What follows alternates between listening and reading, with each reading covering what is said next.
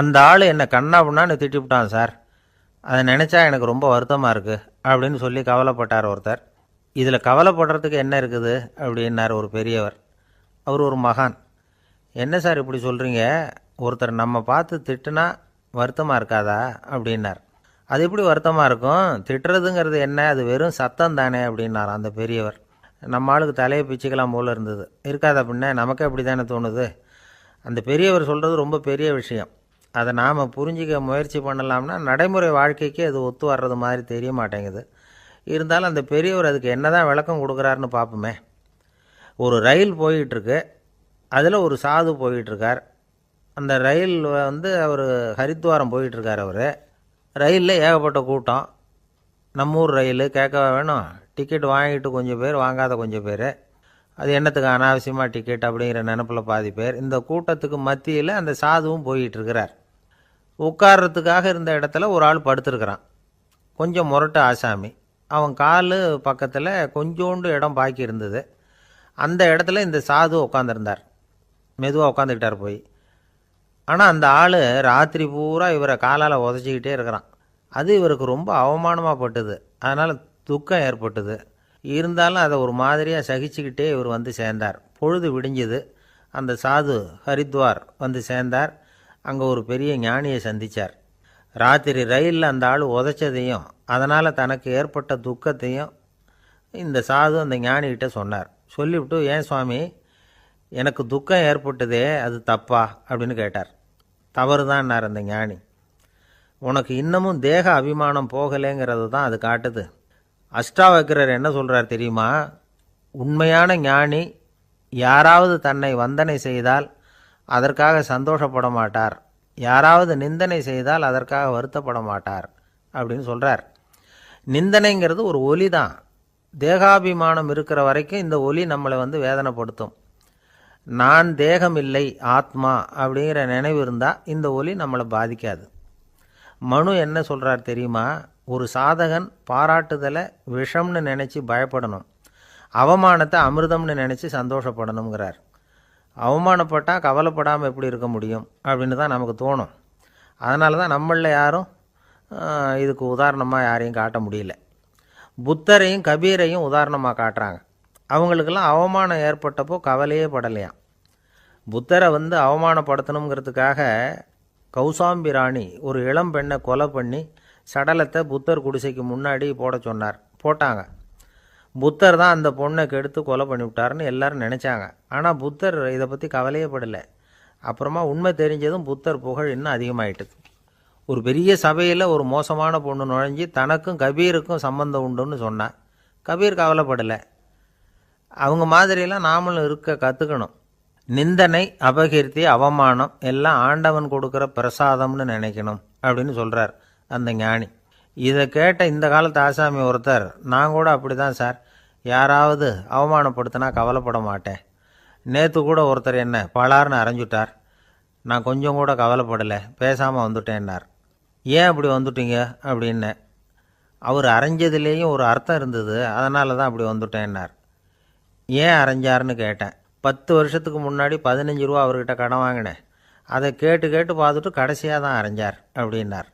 ஆண்டவனுடைய பிரசாதம் இவருக்கு அடிக்கடி கிடைக்கும் போல இருக்கு. பந்திக்கு முந்தர ஆசாமிகள் நம்மளில் பல பேர் உண்டு. அப்படி முந்தறதுக்கு கூட முயற்சி பண்ணுறவங்க நிறைய பேர் இருக்கிறாங்க. இதில் என்ன ஒரு விஷயம்னா, பந்திக்கு முந்தறது கூட தப்பு இல்லை. ஆனால் அப்படி ஒரு விருந்தில் ஆளாக போய் உட்காந்து சாப்பிட்டா கூட வெளியில் வர்றப்ப என்ன பெரிய விருந்து வச்சுட்டான், சாம்பாரில் உப்பு இல்லை, ரசத்தில் காரம் இல்லை அப்படின்னு குறை சொல்லிகிட்டே வர்றது இருக்குது பாருங்கள். அது சரியில்லை, நாகரிகமும் இல்லை. கல்யாண பத்திரிகையில் என்ன போட்டிருக்குது, என் பொண்ணுக்கும் இன்னார் பையனுக்கும் கல்யாணம், எல்லாரும் குடும்பத்தோடு வந்திருந்து மணமக்களை ஆசீர்வதிக்கணும், இப்படி தானே போட்டிருக்கோம்.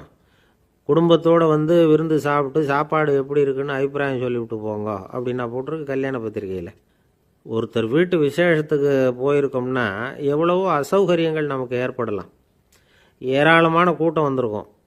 எல்லாரையும் அவங்க தனித்தனியாக கவனிச்சிக்கிட்டு இருக்க முடியாது. நாம் தான் அனுசரித்து நடந்துக்கணும். நாமளாக போய் வாழ்த்த வேண்டியவங்களை வாழ்த்தி விட்டு சேரணும். அதை விட்டுட்டு பத்திரிக்கை கொடுத்தானேன்னு போனேன், கவனிப்பே சரியில்லை அப்படின்னு புலம்பிக்கிட்டு இருக்கக்கூடாது. ஒரு விருந்துக்கு போனால் அங்கே எப்படி நடந்துக்கணும் அப்படிங்கிறத பற்றி கூட அனுபவசாலிகள் சில விவரங்கள்லாம் சொல்லியிருக்கிறாங்க. இந்த காலத்தில் கல்யாணம், பிறந்த நாள், அது இதுன்னு நிறைய விருந்துகள் நடக்குது. அதெல்லாம் எதுக்காக? மனித உறவுகளை வளர்த்துக்கிறதுக்காக தான், வேறு எதுக்கு? ஒரு விருந்துக்கு போனால் அமைதியாக பொறுமையாக போய் உட்காரணும். அடித்து பிடிச்சிக்கிட்டு இடத்த பிடிக்க போகிறேன் அப்படின்னு நிற்கக்கூடாது. முதல் பந்தி நடந்துக்கிட்டு இருந்தால் அது முடிஞ்சு இலை எடுத்து சுத்தம் பண்ணதுக்கு அப்புறம் போய் உட்கார்றது தான் நாகரீகம். இலை எடுக்கிறதுக்கு முன்னாடியே அங்கே போய் உட்காந்தா நல்லா இருக்காது. நீங்கள் சாப்பிட்டுட்டு உட்காந்துருக்கீங்களா, சாப்பிட்றதுக்கு உட்காந்துருக்கீங்களா, பார்க்குறவங்களுக்கு சந்தேகம் வந்துடும். அதே மாதிரி இலையில் எல்லா ஐட்டமும் பரிமாறினதுக்கு அப்புறம் சாப்பிட ஆரம்பிக்கணும். ஒவ்வொரு ஐட்டமாக வைக்க வைக்க நாம் பாட்டுக்கு எடுத்து உள்ளே தள்ளிகிட்டே இருந்தோம்னா எதை வச்சோம் எதை வைக்கலன்னு பரிமாறினவரே குழம்பி போயிடுவார். ஏன்னா எப்போ பார்த்தாலும் இலை காலியாகவே இருக்கும். சாப்பிட்றப்போ உங்கள் சாப்பாட்டையே நீங்கள் கவனிக்கணும். அடுத்தவங்க இலையில் என்ன இருக்குது, பக்கத்தில் இருக்கிறவர் எதை அதிகமாக சாப்பிட்றார், இதெல்லாம் நமக்கு என்னத்துக்கு? எல்லாரும் சாப்பிட்டு முடிக்கிற வரைக்கும் பொறுமையாக இருக்கிறது தான் நல்லது. நீங்கள் மட்டும் திடீர்னு பாதியில் எழுந்திரிச்சு பக்கத்தில் இருக்கிறவங்களுக்கு சங்கடமாக இருக்குமேங்கிறதெல்லாம் யோசிக்காமல் நீங்கள் பாட்டு எழுந்திரிச்சு போகக்கூடாது. பக்கத்தில் உள்ளவங்க உங்களை எழுந்திரிக்க சொன்னால் எழுந்திரிச்சு போகலாம்.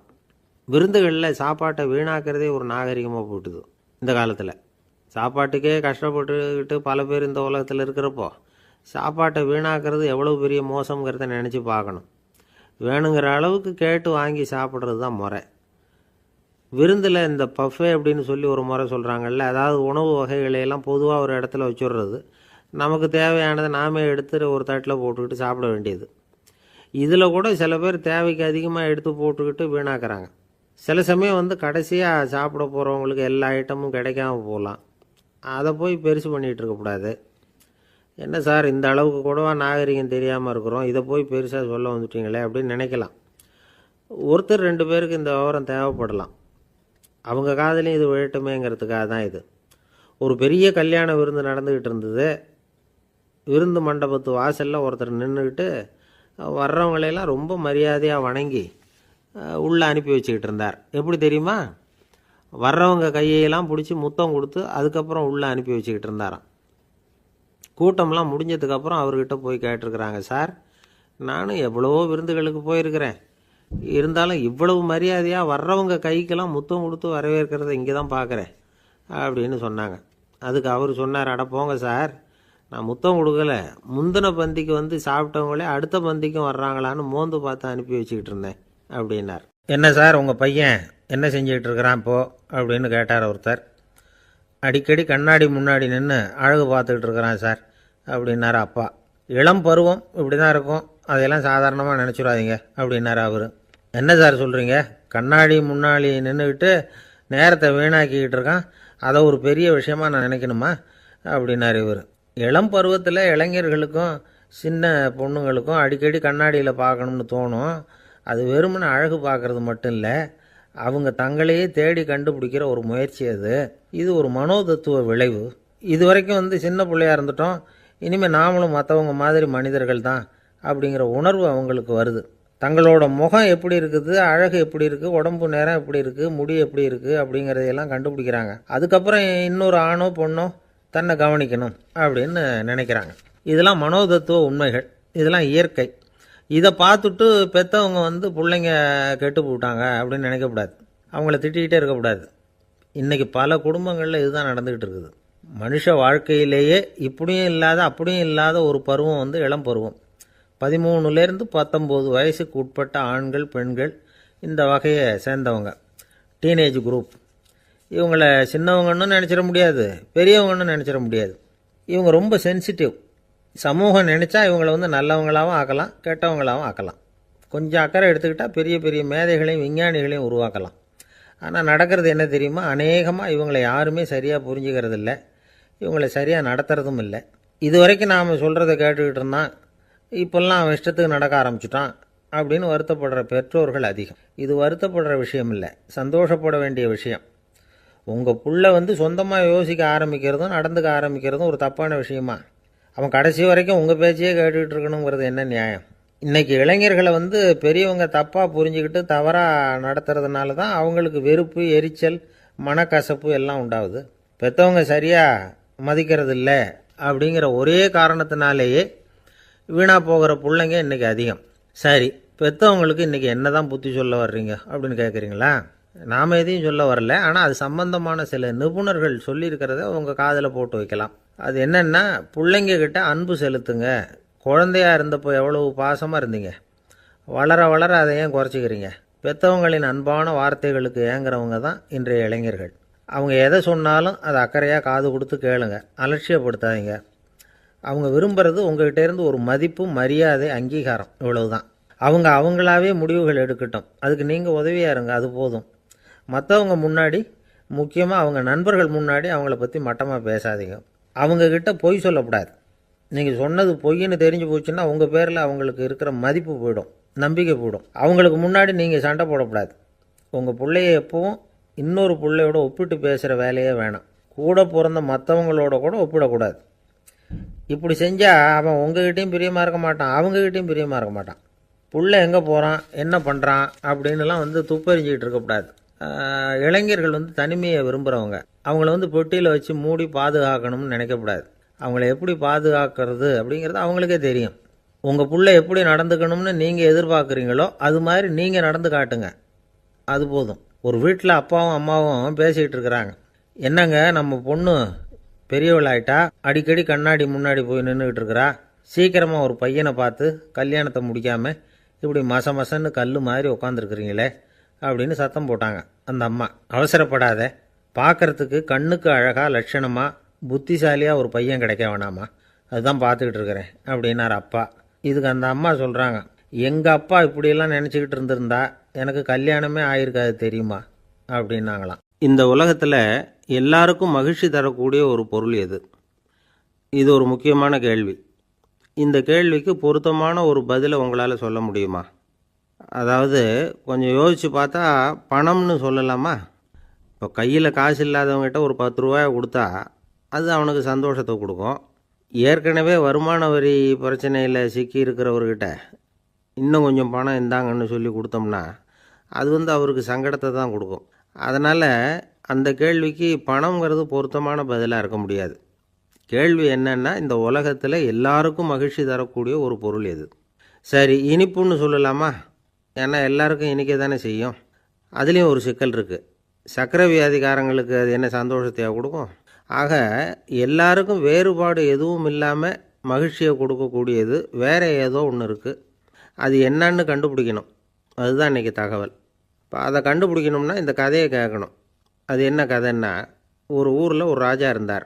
அவருக்கும் இதே சந்தேகம் வந்துட்டுது. அதாவது எல்லாருக்கும் இன்பம் தரக்கூடிய பொருள் எது அப்படின்னு. இதுக்கு பதில் தெரிஞ்சுக்கிறதுக்கு ஆசைப்பட்டார். சரி, அதுக்கு என்ன செய்யலாம்னு யோசனை பண்ணார். நாட்டு மக்களுக்கு பகிரங்கமாக ஒரு அறிவிப்பு கொடுத்தார். நம்ம நாட்டு மக்கள் இன்பம் தரக்கூடிய பொருள் எதுன்னு நினைக்கிறாங்களோ அதை கொண்டுக்கிட்டு அரண்மனையில் உள்ள கண்காட்சி மண்டபத்தில் வைக்கலாம். அப்படி அவங்க வைக்கிற பொருள்களில் எது எல்லாருக்கும் இன்பம் தரக்கூடியதாக இருக்குமோ அதை வச்சவருக்கு 1000 பொற்காசுகள் பரிசு அப்படின்னு அறிவிப்பு கொடுத்துட்டார். ஜனங்கள் இந்த அறிவிப்பை கேட்டாங்க. அதுக்கப்புறம் சும்மா இருப்பாங்களா? 1000 பொற்காசுன்னா சும்மாவா? அவங்க கையில் என்னென்ன கிடைச்சிதோ அதையெல்லாம் கொண்டாந்து அரண்மனை காட்சி மண்டபத்தில் வச்சுட்டாங்க. அதுக்கப்புறமா ராஜா அங்கே வந்தார். ஒவ்வொன்றா பார்த்துக்கிட்டே வந்தார். முதல்ல ஒரு குயில் இருந்தது, இனிமையாக பாடக்கூடிய குயில். இந்த குயிலோட இன்னிசை எல்லாருக்கும் இன்பம் தரக்கூடியது தான். இருந்தாலும் காது கேட்காதவங்களுக்கு இந்த இசை எப்படி இன்பம் தர முடியும்? அதனால் இது சரியில்லைன்னு விட்டார். அடுத்தபடியாக போனார். அங்கே என்ன வச்சுருக்குறாங்கன்னு பார்த்தா ஒரு அழகான மயில் அங்கே தோகை விரித்து ஆடிக்கிட்டு இருக்குது. இந்த மயிலோட ஆட்டம் மனசுக்கு இன்பம் தரக்கூடியது தான். இருந்தாலும் பார்வை இல்லாதவங்க இந்த ஆட்டத்தை பார்த்து ரசிக்க முடியுமா? முடியாது. அதனால் இதுவும் சரியில்லை அப்படின்னு சொல்லிவிட்டார். அதுக்கு அடுத்தபடியாக போனார். பல வகையான இனிப்பு பண்டங்களை வச்சுருந்தாங்க. பார்த்தார், வயசானவங்களுக்கும் நோயாளிகளுக்கும் இது இன்பம் தராது, துன்பம் தான் கொடுக்கும் அப்படின்னார். இப்படி ஒவ்வொன்றா பார்த்துக்கிட்டே போகிறார். அழகான மலர்கள், கனிகள், ஓவியங்கள் எதுவுமே பொருத்தமாக தெரியல. சகல பேருக்கும் இன்பம் தரக்கூடிய வகையில் எதுவும் இல்லை. கடைசியாக வந்தார். அங்கே ஒரு களிமண் பொம்மை இருந்தது. அது என்ன பொம்மை தெரியுமா? பசியால் வாடி இருக்கிற ஒருத்தருக்கு ஒரு அம்மா இனிமையாக பேசிக்கிட்டு சோறு போடுறது மாதிரி அந்த பொம்மையை செஞ்சுருந்தாங்க. அதுக்கு கீழே அன்பு அப்படின்னு எழுதியிருந்துதான். ராஜா பளிச்சுன்னு ஒரு முடிவுக்கு வந்தார். அந்த பொம்மையை செஞ்ச சிற்பியை வரவழைச்சார், பரிசு கொடுத்தார். அன்பு ஒன்று தான் எல்லாருக்கும் இன்பம் அளிக்கக்கூடிய பொருள். காது கேட்காதவங்களும் அதை கேட்க முடியும், பார்வை இல்லாதவங்களும் அதை பார்க்க முடியும், குழந்தைகளும் அதை உணர முடியும் அப்படின்னு அதுக்கு விளக்கம் கொடுத்தார் அந்த மன்னர். இந்த உலகத்தில் எல்லாருக்கும் மகிழ்ச்சி தரக்கூடிய ஒரு பொருள் அன்பு தான். அதை புரிஞ்சுக்கிட்டு தான் சில கணவன்மார்கள் மனைவி பேரில் ரொம்ப அன்பை காட்டிக்கிறது வழக்கம். ஒரு வீட்டு வாசப்படி பக்கமாக மழைக்கு வந்து ஒதுங்கினார் ஒருத்தர். மழை தூரிக்கிட்டு இருந்தது, இருட்டு நேரம். அந்த வீட்டில் இருந்தவர், இன்றைக்கி ராத்திரி வேணும்னா இங்கேயே தங்கிட்டு காலையில் போங்க அப்படின்னார். உடனே இவர் சொன்னார், ரொம்ப நன்றிங்க, ஒரு 10 நிமிஷத்தில் இதை வந்துவிடுறேன் அப்படின்னு சொல்லிவிட்டு எங்கேயோ ஓடினார். 10 நிமிஷம் கழித்து திரும்பி வந்தார். ஆமாம், எங்கே போயிட்டு வந்தீங்கன்னு கேட்டார் வீட்டில் இருந்தவர். நேராக எங்கள் வீட்டுக்கு போய் மனைவி கிட்ட இன்றைக்கி ராத்திரி இங்கேயே தங்கிக்கிறேன்னு சொல்லிவிட்டு வந்துட்டேன் அப்படின்னார் அவர். அன்புல இது ஒரு ரகம். ஒருத்தர் ரொம்பவும் மகிழ்ச்சியாக வந்துக்கிட்டு இருந்தார். என்ன விஷயம்னு விசாரித்தேன். நான் தோற்று போயிட்டேன், அதுதான் மனசுக்கு மகிழ்ச்சியாக இருக்குது அப்படின்னார். எனக்கு இது ரொம்ப ஆச்சரியமாக போச்சு. இந்த உலகத்தில் தோற்று போகிறவங்க யாரும் மகிழ்ச்சியாக இருக்கிறதில்ல. அப்படி இருக்கிறப்ப இவர் இப்படி சொல்கிறாரே, எங்கே தோற்று போனீங்கன்னு கேட்டேன். அதுக்கப்புறம் தான் அவர் விவரமாக சொன்னார். என்னோட 5 வயசு குழந்தையோட நான் விளையாடிக்கிட்டு இருந்தேன். அந்த விளையாட்டில் என் குழந்தை ஜெயிச்சு விட்டுது, நான் தோற்று போயிட்டேன் அப்படின்னார் ரொம்ப உற்சாகமாக. நான் யோசித்து பார்த்தேன். அதாவது நாம் சின்ன குழந்தையாக இருக்கிறப்போ எந்த விளையாட்டில் கலந்துக்கிட்டாலும் அதில் நாம் தான் ஜெயிக்கணும்னு ஒரு வெறி நமக்குள்ளே இருக்கும். நம்மளை எதிர்த்து விளையாடுறவர் நல்லவரா கெட்டவரா, பெரியவரா சின்னவரா அப்படிங்கிறதெல்லாம் முக்கியம் கிடையாது. அவர் தோற்று போகணும், நாம் ஜெயிக்கணும், அதுதான் முக்கியம். எதிரியை சந்தோஷப்படுத்த விளையாடுகிற கலை அப்போ நமக்கு தெரியறதில்ல. வாழ்க்கையில் ஒரு பக்குவம் வந்ததுக்கு அப்புறம் வெற்றி பெறணுங்கிற மன அழுத்தம் போயிடுது. போட்டியில் ஜெயிக்கணுங்கிறத விட குழந்தையை சந்தோஷப்படுத்தணுங்கிறது முக்கியமாக போச்சு. ஜெயிக்கணுங்கிற வெறி ஓடி போட்டுது. ஒரு குழந்தையாக இருந்தப்போ நம்ம வளர்ச்சிக்கு உதவிய வெறி பெரியவனானதுக்கு பிறகு நமக்கு எதிரியாக மாறுது. அதை சரியான சமயத்தில் நாம் புரிஞ்சுக்கிட்டோம்னா போதும், நாம் பொழைச்சிக்கலாம். ஒவ்வொரு மனுஷனுமே வாழ்க்கையோட அடுத்த கட்ட வளர்ச்சியில் அடி எடுத்து வைக்கிற நேரத்தில் தன்கிட்ட இருந்து ஏதோ ஒரு குணத்தை அல்லது தன் குணம் இருந்த ஏதோ ஒரு உறவை நாம் இழக்கத்தான் வேண்டியிருக்குது. ஒரு கட்டம் வரைக்கும் உதவியாக இருந்த குணம் அடுத்த கட்டத்துக்கு தடையாக கூட மாறிடலாம். இந்த பரிமாண மாற்றத்துக்கு உள்ளாகிற ஒவ்வொருத்தரும் பிரத்யட்சமாக இதை உணர்றாங்க. ஆனால் பல பேர் எப்படின்னா பழசை திறந்துவிட்டு புதிய கொள்கைகளை உருவாக்கிக்கிறதுக்கு இஷ்டம் இல்லாமல் இருந்துவிடுறாங்க, அல்லது அப்படி செய்ய முடியாமல் தவிக்கிறாங்க. இதையெல்லாம் மீறி அந்த பழசை திறந்துவிட்டா அதை இழந்ததால் உண்டாகிற மன அழுத்தம் சில காலத்துக்கு வருத்திக்கிட்டு தான் இருக்கும், வேறு வழி இல்லை. ஆரோக்கியமான ஒரு முன்னேற்றத்துக்காக அந்த மன அழுத்தத்தை தாங்கிக்கத்தான் வேணும் அப்படிங்கிறாரு அந்த உலக புகழ்பெற்ற மேதை ஒருத்தர், இந்த ஸ்காட் பெக் அப்படிங்கிறவர். பிறந்த நாள் முதல் இதுதான் சரி அப்படின்னு கற்பிக்கப்பட்டு வந்த ஒவ்வொரு தத்துவத்தையும் தங்களுடைய வளர்ச்சிக்கு தகுந்த மாதிரி மாற்றி அர்த்தப்படுத்தி கொள்ள முடியாமல் வாழ்க்கை சூழலில் அப்படியே அரைப்பட்டு தூளாகிறவர்கள் தான் ரொம்ப தவிக்கிறாங்களாம். இதுதான் அவருடைய கருத்து.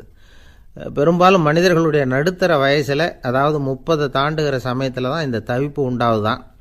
இதை தான் மேற்கத்திய நாடுகளில் அடிக்கடி மிட் லைஃப் கிரைசிஸ் அப்படின்னு சொல்கிறாங்க. அப்பப்போ பழசையெல்லாம் தொலைச்சி விட்டு புதுசாக பிறக்கிறதுக்கு கற்றுக்கணும்.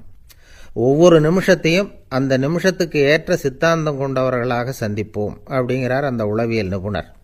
இப்படி பழகிக்கிட்டால் வாழ்க்கை இன்பமயம், இல்லைன்னா தவிப்பு மயம்தான். பழசை தொலைக்க முடியாதவர்களில் எத்தனையோ பேர் உண்டு, எத்தனையோ ரகம் உண்டு. அதில் வேடிக்கையான நண்பர்களும் உண்டு. ஒருத்தர் நண்பர் வீட்டுக்கு போனார். அவர் ஏதோ இனிப்பு பலகாரம் கொடுத்து சாப்பிட சொல்லியிருக்கிறாங்க அவங்க வீட்டில்.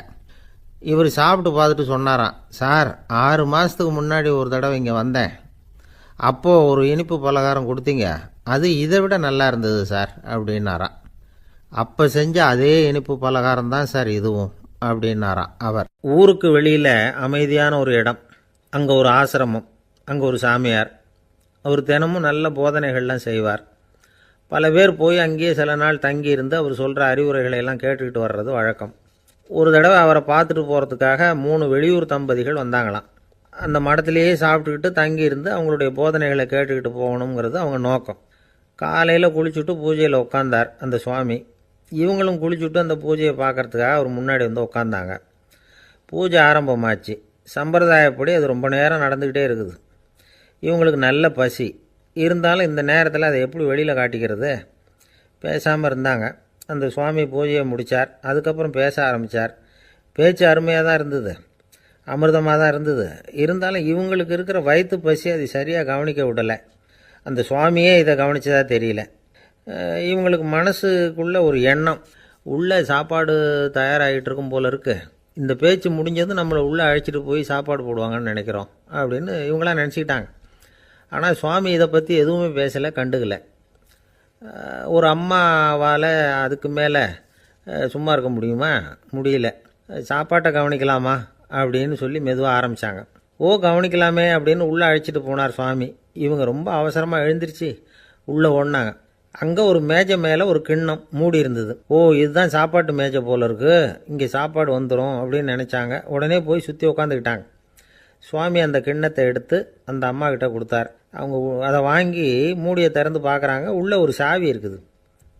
சரிதான், இது சமையலறை சாவி போல் இருக்குது, அங்கே போய் அதை திறந்து சாப்பாட்டை நாமே எடுத்துக்கிட்டு வந்து இங்கே வச்சுக்கிட்டு சாப்பிட்ணும் போல இருக்குது அப்படின்னு நினச்சாங்க. சாவி இருக்கு இல்லையா, வாங்க பூட்டு நிறையா காட்டுறேன் அப்படின்னு சுவாமி அவங்கள அழைச்சிட்டு போனார், காட்டினார். இவங்க அந்த அறையை ரொம்ப ஆவலோடு திறந்தாங்க. உள்ளே பார்த்தா அங்கே அரிசி, பருப்பு, விதவிதமான காய்கறி எல்லாம் இருக்குது.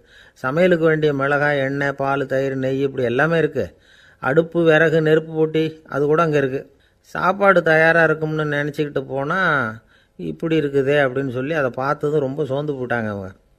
சுவாமி, என்ன இது சாப்பாடு இல்லையா அப்படின்னாங்க. அதுதான் சாப்பாட்டுக்கு வேண்டிய எல்லாம் இங்கே இருக்குதே, அடுப்பு மூட்டி நீங்கள் தான் அவங்கவுங்க ருசிக்கு தகுந்த மாதிரி சமைச்சிக்கணும். இந்த சன்னியாசிக்கு எப்படி சமைக்க தெரியும் அப்படின்னு கேட்டார் சுவாமி. சாப்பாடு தயாராக இருக்கும்னு நாங்கள் எதிர்பார்த்தோம் அப்படின்னாங்க. நீங்கள் இப்படி சொல்லுவீங்கன்னு நானும் எதிர்பார்த்தேன். இது வரைக்கும் நான் எவ்வளவோ தத்துவம்லாம் எடுத்து சொன்னேன். எல்லாத்தையும் விட இதுதான் அனுபவபூர்வமான தத்துவம். ஆண்டவன் நமக்கு நல்ல மனசை கொடுத்துருக்குறான், நல்ல வாய்ப்புகளையும் தந்திருக்கிறான், அதையெல்லாம் பயன்படுத்திக்கக்கூடிய மூளையையும் சிந்தனையையும் கொடுத்துருக்குறான். அதனால் அடுப்பை தான் நீங்கள் மூட்டணும், அடுப்பை நீங்கள் தான் மூட்டணும், உங்களுக்கு உகந்ததை நீங்கள் தான் சமைச்சு ருசித்து அனுபவிக்கணும். ஆண்டவனே அதை செஞ்சிகிட்டு இருக்க மாட்டான் அப்படின்னாராம் அந்த சுவாமி. நம்முடைய வாழ்க்கையில் பல நல்ல பலன்களை பெறுறதுக்கு நாம் தான் முயற்சி பண்ணணும். அதுக்குரிய சூழ்நிலையை தான் ஆண்டவன் கொடுப்பானே தவிர அதை விளக்கிறதுக்காக தான் அந்த சுவாமி அப்படி செஞ்சு காட்டியிருக்கிறார். இது ஒரு பெரியவர் இப்படி ஒரு விளக்கம் கொடுத்தார். அதுக்கப்புறம் அந்த 3 தம்பதிகளும் தெளிவடைஞ்சுட்டாங்களாம். நாம் தெளிவடைகிறது எப்போங்கிறது தான் தெரியல அப்படின்னு பல பேர் இதை கேட்டுட்டு சொல்லிகிட்டு இருக்கிறாங்க. இந்த கதையை நம்முடைய நண்பர் ஒருத்தர்கிட்ட சொன்னேன். அந்த நண்பர் ரொம்ப சந்தோஷப்பட்டார். நீங்கள் சொல்கிறது கரெக்டு சார், ஆனால் நான் அதை விட ஒரு படி மேலே சார். எனக்கெல்லாம் அரிசி, பருப்பு இருக்கிற ரூம் எதுன்னு கையை காட்டிட்டா போதும், உடனே கிண்ணத்துலேருந்து சாவியை எடுத்து கொடுக்கணுங்கிற அவசியம்லாம் இல்லை எனக்கு. அப்புறம் எப்படி ரூமை திறந்துருவீங்க அப்படின்னு கேட்டேன். பூட்டை உடச்சி திறந்துருவேன், அதுதான் எனக்கு பழக்கம் அப்படிங்கிறார். ஒருத்தர் அவசரமாக போய்கிட்டு இருந்தார். எங்கே போய்கிட்டு இருக்கீங்க அப்படின்னு கேட்டார் ஒரு பெரியவர். கடைக்கு போகிறேன் சார், சாமான் வாங்கிறதுக்கு அப்படின்னார். அங்கே போகிறதுக்கு முன்னாடி தெரிஞ்சிக்க வேண்டியதெல்லாம் தெரிஞ்சுக்கிட்டீங்களா அப்படின்னு கேட்டார் பெரியவர். கடைக்கு போய் காசை கொடுத்து ஒரு பொருளை வாங்கிட்டு வரப்போகிறோம், இதில் தெரிஞ்சிக்க வேண்டியது என்ன இருக்குது அப்படின்னார் அலட்சியமாக. இப்போ அந்த பெரியவர் பேச ஆரம்பித்தார்.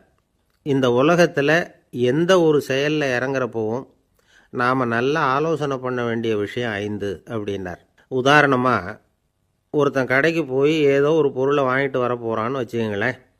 அப்போ கூட அவன் 5 விஷயங்களை பற்றி தெரிஞ்சுக்க வேண்டியிருக்குது அப்படிங்கிறார் அவர். முதல்ல அந்த பொருள் எப்படிப்பட்டது அப்படிங்கிறத தெரிஞ்சுக்கணும். ரெண்டாவதாக தன்னை பற்றியும் தெரிஞ்சுக்கணும். அப்போ தான் அந்த பொருள் தனக்கு தேவையா இல்லையா அப்படிங்கிறத புரிஞ்சுக்க முடியும். மூணாவதாக தெரிஞ்சுக்க வேண்டியது ஒன்று இருக்குது.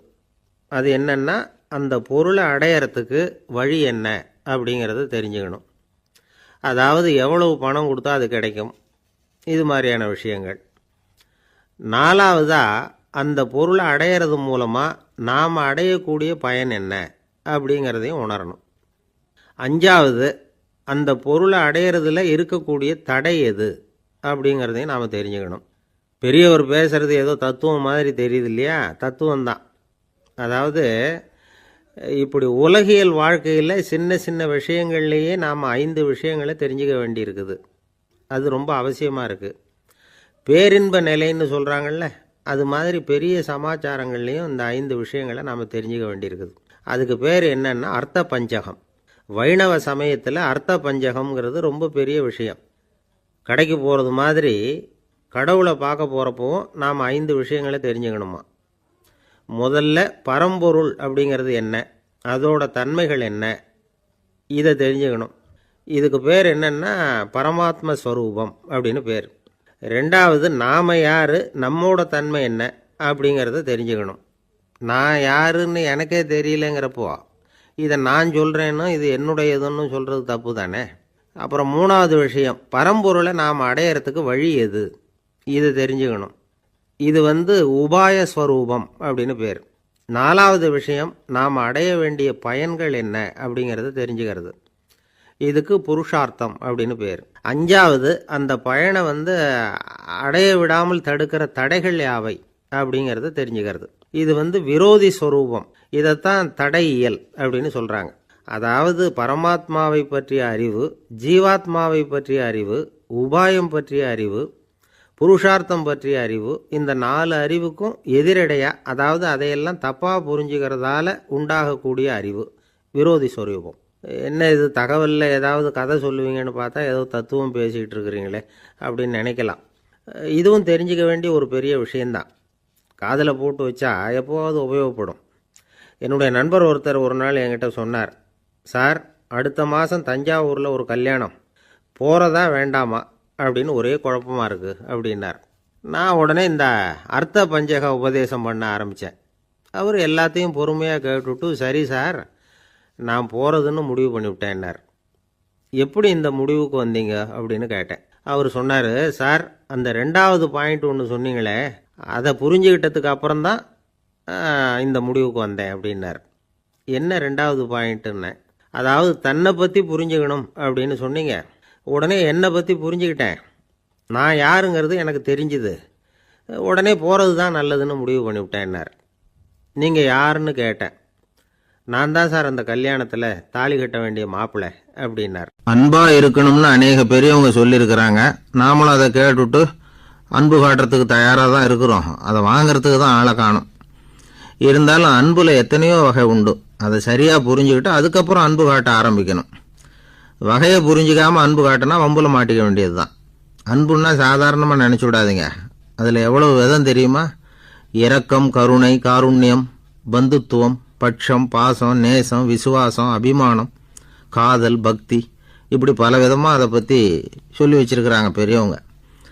இந்த வார்த்தைகள்லாம் நாம் கேள்விப்பட்டது தான். இருந்தாலும் அதுகளுக்குள்ளே என்ன வித்தியாசம்னு கேட்டால் சரியாக சொல்ல தெரியாது. அதனால் இந்த வார்த்தைகளுக்கெல்லாம் பெரியவங்க என்ன விளக்கம் சொல்கிறாங்கன்னு இப்போ பார்க்கலாம். எளியவர்கள் மேலே செலுத்துகிற அன்பு இருக்கு பாருங்க, அதுக்கு இரக்கம்னு பேர். அறிவு பலம், சரீர பலம், இது ரெண்டும் இல்லாதவங்க மேலே, அதாவது வலிமையற்றவர்கள் மேலே செலுத்துகிற அன்பு இருக்கு பாருங்க, அதுதான் கருணை. எறும்புலேருந்து யானை வரைக்கும் சகல ஜீவராசிகள் மேலேயும் காட்டுற அன்புக்கு காருண்யம்னு பேர், ஜீவகாருண்யம். சிவி சக்கரவர்த்தி காட்டின அன்பு இந்த ரகம்.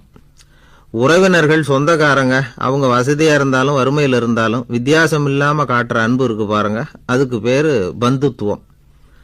ஒரு எஜமானன் வேலையாள்கிட்ட காட்டுற அன்பு இருக்கு பாருங்க, அதுக்கு பேர் தான் பட்சம். அவனும் தன்னை மாதிரி மனுஷன்தாங்கிற நினைப்பு வேணும்.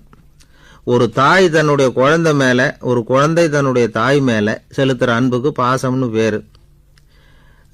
ஈருடல் ஓர் உயிர்னு நினைக்கிறது இது. ராமரும் கௌசலையும் இதுக்கு உதாரணம். தம்மை ஒத்த நண்பர்கள்கிட்ட செலுத்துகிற அன்புக்கு நேசம்னு பேர்.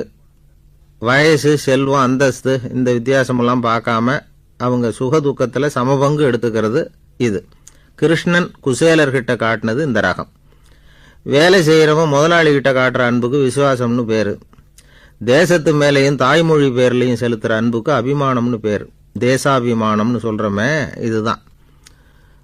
ஒரு கணவன் மனைவி பேரில் காட்டுற அன்புக்கு காதல்னு பேர். கடவுள் பேரில் செலுத்துகிற அன்புக்கு பக்தின்னு பேர். இப்படி அன்புல பல ரகம் இருக்கிறப்போ அதில் உள்ள வித்தியாசம் தெரியாமல் இடம் மாற்றி அன்பு காட்டினா இடைஞ்சல் தான். சரி, இந்த அன்பை பற்றி விஞ்ஞானம் என்ன சொல்லுது தெரியுமா? இதயத்தை பாதுகாக்கிறதுக்கு முக்கியமாக தேவைப்படுற ஒன்று இந்த அன்பு தான்னு சொல்லுது. நெதர்லாந்து விஞ்ஞானிகள் இதை ஆராய்ச்சி பண்ணியே கண்டுபிடிச்சிருக்கிறாங்க. கொஞ்சம் முயல் குட்டிகளை 2 பிரிவாக பிரித்தாங்க. 2 குரூப்புக்கும் கொழுப்பு அதிகமாக உள்ள ஆகாரத்தையே கொடுத்துக்கிட்டு வந்தாங்க. ஆனால் ஒரு குரூப்புக்கு வெறுமன ஆகாரத்தை கொடுத்ததோட சரி, இன்னொரு குரூப் முயல்களுக்கு ஆகாரம் கொடுத்ததோடு நிறுத்திக்கல. அதுக்கு முன்னாடி கூண்டுகளை திறந்து விட்டு முயல்களை கொஞ்ச நேரம் எடுத்து கொஞ்சி விட்டு அதுக்கப்புறமா ஆகாரம் கொடுத்தாராம் ஆராய்ச்சியாளர். இந்த குரூப்புக்கு இதய பாதிப்பு 60% குறைச்சலாக இருந்துதான். சில நோயாளிகளுக்கு ஹார்ட் அட்டாக் வந்தாலும் அதை தாங்கிக்கிட்டு குணமாகிற சக்தி அதிகமாக இருக்குது. இது எப்படின்னு ஆராய்ச்சி பண்ணி பார்த்துருக்குறாங்க. அவங்கெல்லாம் மனைவி தன் பேரில் ரொம்ப அன்பாக இருக்கிறதாக நினைக்கிறவங்களாம் இருக்கிறாங்களாம். இதய நோயாளிகள் பல பேரை சந்தித்து இதய நோய் ஏற்பட என்ன காரணம்னு கேட்டிருக்கிறாங்க. அவங்க சொன்ன காரணம்லாம் சாப்பாடு சம்பந்தமாக இல்லையா, மனைவி அன்பா இல்லை, இப்படிப்பட்ட காரணத்தை தான் சொல்கிறாங்களாம். அதனால் இதயத்தை பாதுகாக்கணும்னு நினைக்கிறவங்க அடுத்தவங்க அன்பாக இருக்கிறது மாதிரி பார்த்துக்குங்க, அதுதான் முக்கியம். ஒருத்தர் முகம் பூரா பிளாஸ்டரி போட்டுக்கிட்டு வந்தார். ரொம்ப கோபமாக, என்னங்க ஆச்சுன்னு விசாரித்தேன். எல்லாம் உங்களால் தான் சார்னார். விவரமாக சொல்லுங்களேன். என்ன உங்கள் தகவலை கேட்டுட்டு ஒரு பூனைக்குட்டியை கையில் எடுத்தேன், அன்பாக அதை தடவி கொடுக்கறதுக்காக. ஆனால் அது முந்திக்கிட்டது, அது என் முகத்தை தடவி கொடுத்துட்டுது, முகம் பூரா நகை கீறல், அதுதான் இப்படி அப்படின்னார். அன்புல அறிவு சேராததுனால வந்த கோளாறு இது. ஒருத்தர் ரொம்ப அவசரமாக போய்கிட்டு இருந்தார். எங்கே சார் போகிறீங்கன்னு கேட்டோம். எனக்கு வேண்டியப்பட்ட ஒருத்தருக்கு குழந்தை பிறந்திருக்கிறதாக செய்தி வந்திருக்கு, அதுதான் ஆஸ்பத்திரிக்கு போயிட்டுருக்கேன், பார்த்துட்டு வரலாம்னு அப்படின்னார். அப்படின்னா கொஞ்சம் இப்படி உட்காருங்க அப்படின்னோம். சில விவரமெல்லாம் சொல்கிறேன் கேட்டுக்கிட்டு போங்க அப்படின்னோம். உட்காந்தார். அப்புறம் சொல்ல ஆரம்பித்தோம். புதுசாக பிறந்திருக்கிற ஒரு குழந்தைய பார்க்க போகிறதுன்னா அது சாதாரண விஷயம் இல்லை. அதில் ரொம்பவும் கவனமாக நடந்துக்கணும். புது குழந்தைக்கு நோய் சுலபமாக தொற்றும். முக்கியமாக காற்று மூலமாக பரவுகிற நோய்கள் சுலபமாக வந்துடும். அதனால் நமக்கு உடம்பு சரியில்லைன்னா குழந்தைய விட்டு கொஞ்சம் தள்ளியே இருக்கிறது தான் நல்லது. பெரியவங்களை பொறுத்த வரைக்கும் சாதாரணமாக உள்ள ஒரு கிருமி கூட குழந்தைய பொறுத்த வரைக்கும் ரொம்ப மோசமான ஒரு கிருமியாக இருக்கும். சில வெளிநாடுகளில் எப்படி தெரியுமா, பிறந்த குழந்தை தூங்கிக்கிட்டு இருக்கிற ஒரு ரூமுக்கு போகணும்னா போகிறவங்க முகமூடி போட்டுக்கணும், காலணிகளை மாற்றிக்கணும், அவ்வளவு சுத்தமாக உள்ளே போய் பார்த்துட்டு வரணும். பொதுவாக சில ஆஸ்பத்திரிகளில் பார்த்திங்கன்னா பார்வையாளர்கள் நேரத்தில் விசிட்டிங் ஹவர்ஸ் தாயை விட்டு குழந்தைய தனியாக பிரித்து வச்சுருவாங்க. எதுக்குன்னு நினைக்கிறீங்க? அந்த நேரம் பல பேர் வருவாங்க போவாங்க, அவங்க கை கால் சுத்தமாக இருக்காது. சுத்தம் இல்லாத கைகள் மூலமாக கிருமிகள் பரவும். சுத்தம் இல்லாத கைன்னா மண்ணு தூசி படிஞ்சிருக்கிற கை மட்டும் தான் அர்த்தம் இல்லை. சாலையில் கையை வீசிக்கிட்டு நடந்து வர்றீங்க, குழந்தைய பொறுத்த வரைக்கும் அது கூட சுத்தம் இல்லாத கை தான். தாயை தவிர மற்றவங்க குழந்தைய தூக்காமல் பார்த்துக்கிறது நல்லது. தாய் கூட அளவோடு கொஞ்சிறதோடு நிறுத்திக்கணும். புதுசாக ஒரு குழந்தைய பெற்றிருக்கிற பொண்ணுக்கிட்ட மற்ற தாய்மார்கள் ஏதாவது சொல்லிக்கிட்டே இருப்பாங்க. குழந்தைய அப்படி வளர்க்கணும் இப்படி வளர்க்கணும் அப்படின்னு ஏதாவது அட்வைஸ் பண்ணிக்கிட்டே இருப்பாங்க. இப்படி ஓவராக அறிவுரை பண்ணுறது அந்த பொண்ணை குழப்பி விட்டுரும். அதனால் அப்படிலாம் பண்ணக்கூடாது. அந்த பெண்ணே ஏதாவது கேட்டால் கூட டாக்டர் சொல்ல வேண்டிய விவரங்களையெல்லாம் நாமே சொல்லிகிட்டு இருக்கக்கூடாது. புதுசாக பிறந்திருக்கிற குழந்தைய மட்டும்தான் இப்படி பார்க்கணும்னு இல்லை. ஒரு நோயாளி குழந்தைய பார்க்க போகிறதுனா கூட ரொம்ப எச்சரிக்கையாக தான் நடந்துக்கணும். ஒரு தின்பண்டமோ விளையாட்டு சாமானோ அந்த குழந்தைக்கு நாம் வாங்கிட்டு போகிறதா வச்சுக்குவோம். அதை நேராக கொண்டுகிட்டு போய் அந்த குழந்தைகிட்டே கொடுக்கக்கூடாது. அதோட அப்பா அம்மாக்கிட்ட ரகசியமாக கொடுக்கலாம். அவங்க முடிவு பண்ணட்டும் குழந்தைகிட்ட அதை கொடுக்கலாமா வேண்டாமாங்கிறத. அவங்களுக்கு தான் தெரியும் அதோட மனசும் உடம்பும். உங்கள் அக்கறையை காட்டுறதா நினச்சிக்கிட்டு குழந்தை வாயில் எதையும் கொண்டுட்டு போய் போடாதீங்க. போகிறப்போ உங்கள் வீட்டு குழந்தையும் அழைச்சிட்டு போகாதீங்க. இது நோயை வாங்கிட்டு வந்துடும், அல்லது புதுசாக ஒரு நோயை அதுக்கிட்ட கொடுத்துட்டு வந்துடும். என்னதான் உங்களுக்கு பழக்கமான குழந்தையாக இருந்தால் கூட அதுக்கு விருப்பம் இல்லைன்னா பேசக்கூடாது. அங்கே போய் அவங்க பள்ளிக்கூடத்தை ஞாபகப்படுத்திகிட்டு இருக்கக்கூடாது. நோயில் இருக்கிறப்ப ஸ்கூலை பற்றி பேச அது விரும்பாது. ஆஸ்பத்திரியை விட்டு வெளியில் புறப்படுறப்போ குழந்தைகிட்ட சொல்லணும்னு அவசியம் இல்லை. அதோட அப்பா அம்மா கிட்ட சொல்லிவிட்டு புறப்பட்டா போதும், குழந்தை கோபிச்சிக்காது. சமூக சம்பிரதாயத்தை பற்றி அது கவலைப்படுறதில்லை. இப்படி எல்லா விவரமும் நம்ம எதிரில் உட்காந்துருந்தவங்ககிட்ட சொல்லி முடித்தோம். ரொம்ப நன்றி சார் அப்படின்னு சொல்லிவிட்டு அவர் புறப்பட்டார். குழந்தைங்க கொஞ்சம் வளர்கிற வரைக்கும் தான் நாம் எச்சரிக்கையாக இருக்கணும்னு இல்லை, வளர்ந்த பிறகு இன்னும் எச்சரிக்கையாக இருக்கணும். ஒரு பையன் பள்ளிக்கூடத்துலேருந்து திரும்பி வீட்டுக்கு வந்தான். முகம் பூரா நகத்தால் கீறி இருந்தது. அப்பா பார்த்து பயந்துட்டார். யாருடா உன்னை இப்படி பண்ணது அப்படின்னார். என் கூட படிக்கிற இன்னொரு பையன்னா. நாளைக்கு உன் கூட பள்ளிக்கூடத்துக்கு வர்றேன், நீ எனக்கு அவனை அடையாளம் காட்ட முடியுமான்னார். அது ரொம்ப சுலபம் நான் பையன். எப்படின்னார் அப்பா. அவன் காதில் ஒன்றை கையோடு எடுத்துகிட்டு வந்திருக்கிறேன், இதோ என் பையில் தான் வச்சுருக்கேன் அப்படிங்கிறான் அந்த பையன். ஒருத்தர் ரொம்ப அவசரமாக வந்தார். சார், மனுஷன் நிம்மதியாக இருக்கிறதுக்கு என்ன வழின்னு கேட்டார். சீக்கிரமாக ஒரு கல்யாணத்தை பண்ணிங்க, எல்லாம் சரியாக போடும் அப்படின்னோம். அவர் ஒரு மாதிரியாக பார்த்தார். ஏற்கனவே எனக்கு கல்யாணம் ஆகிட்டுது சார், அதனால தானே நிம்மதியாக இருக்கிறதுக்கு வழி கேட்குறேன் அப்படின்னார். சரி, இவர் ஒரு மாதிரியான கேஸ் அப்படின்னு நினச்சிக்கிட்டு நம்மக்கிட்ட இருந்த ஒரு சின்ன புத்தகத்தை அவர்கிட்ட தூக்கி கொடுத்தோம். இதை படித்து பாருங்கன்னு. கல்யாணத்துக்கு பிறகும் சந்தோஷமாக இருக்கிறதுக்கு என்ன வழி அப்படிங்கிற கேள்விக்கு அந்த புத்தகத்தில் விளக்கம் இருந்தது. கணவன் மனைவிக்குள்ளே சிக்கல் வராமல் இருக்கிறதுக்கு அதில் சில வழிகளை சொல்லி கொடுத்துருக்குறாங்க. அதெல்லாம் என்னென்ன அப்படிங்கிறத இப்போ பார்க்கலாமா? குடும்பம்னு இருந்தால் கோபம் வரதான் செய்யும், அது வந்துட்டு போட்டும் பரவாயில்ல. ஆனால் அந்த கோபம் ஒரே நேரத்தில் 2 பேருக்கும் வந்துடாமல் பார்த்துக்கணும். ஒரு சமயத்தில் யாராவது ஒருத்தர் தான் கோபப்படணும், அடுத்தவங்க அமைதியாக இருக்கணும்.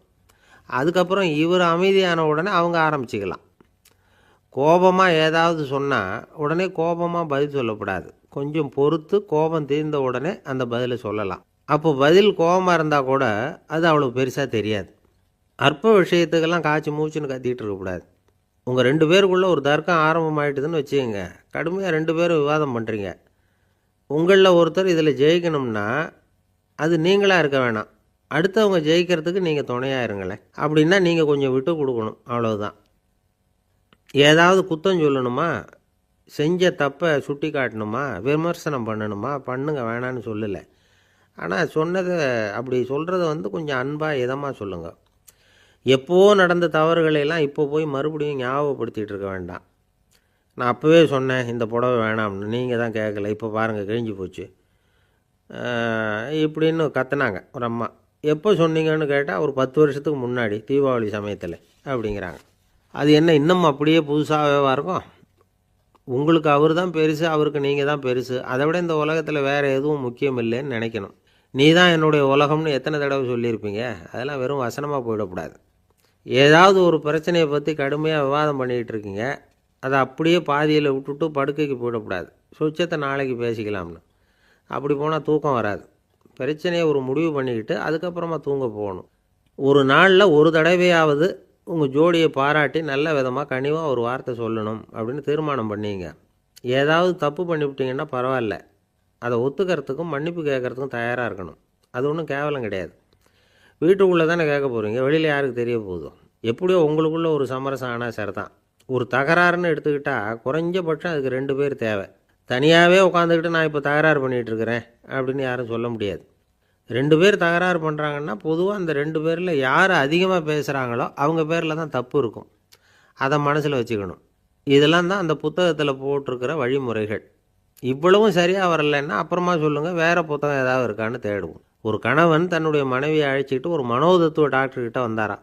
டாக்டர், எங்களுக்கு கல்யாணம் ஆகி 30 வருஷ காலமாக நாங்கள் ஒரு விஷயத்தில் கூட ஒத்து போனதில்லை அப்படின்னு ஆரம்பித்தார். உடனே அந்த அம்மா குறுக்கிட்டு, அது 30 வருஷம் இல்லை 32 வருஷம் அப்படின்னாங்களாம். ஒரு சின்ன பையன் வந்தான். அவனை பார்த்து ஒரு கேள்வி கேட்டோம். ஏன்ப்பா உங்கள் வீட்டில் அம்மா புத்திசாலியா அப்பா புத்திசாலியா அப்படின்னு. அவன் அலட்சியமாக நம்மளை பார்த்து சிரிக்கிறான். என்ன சார் இது, இந்த காலத்தில் இது கூட தெரியாமல் இருக்கிறீங்களே அப்படிங்கிறான். ஒரு சின்ன பையன் நம்மளை பார்த்து இப்படி கேட்டுவிட்டானே அப்படின்னு நினைக்கிறப்போ நமக்கு ஒரு மாதிரி ஆகிடும். அதுக்கப்புறம்தான் இந்த தாத்தா பாட்டிலாம் சொல்கிற ஒரு கதை ஞாபகத்துக்கு வந்தது. அது என்ன கதை தெரியுமா? ஒரு ஊரில் ஒரு அம்மாவும் பிள்ளையும் இருந்தாங்களாம். அந்த மகனுக்கு திடீர்னு தேசாந்திரம் போய் வரணும்னு ஆசை வந்துட்டுது. ஊராக போய் சுற்றி பார்க்கணுங்கிற ஆசை. அந்த அம்மாவுக்கு இது பிடிக்கல. மகனை பிரிஞ்சு இருக்கிறதுக்கு அவங்க மனசு இடம் கொடுக்கல. வேணாப்பான்னு சொல்லி பார்த்தாங்க, அவன் கேட்கல. திடீர்னு புறப்படவும் செஞ்சுட்டான். சரி, இனிமேல் அவனை தடுக்க முடியாதுன்னு முடிவு பண்ணிக்கிட்டாங்க அந்த அம்மா. இருந்தாலும் புத்திசாலித்தனமாக ஒரு யோசனை பண்ணாங்க.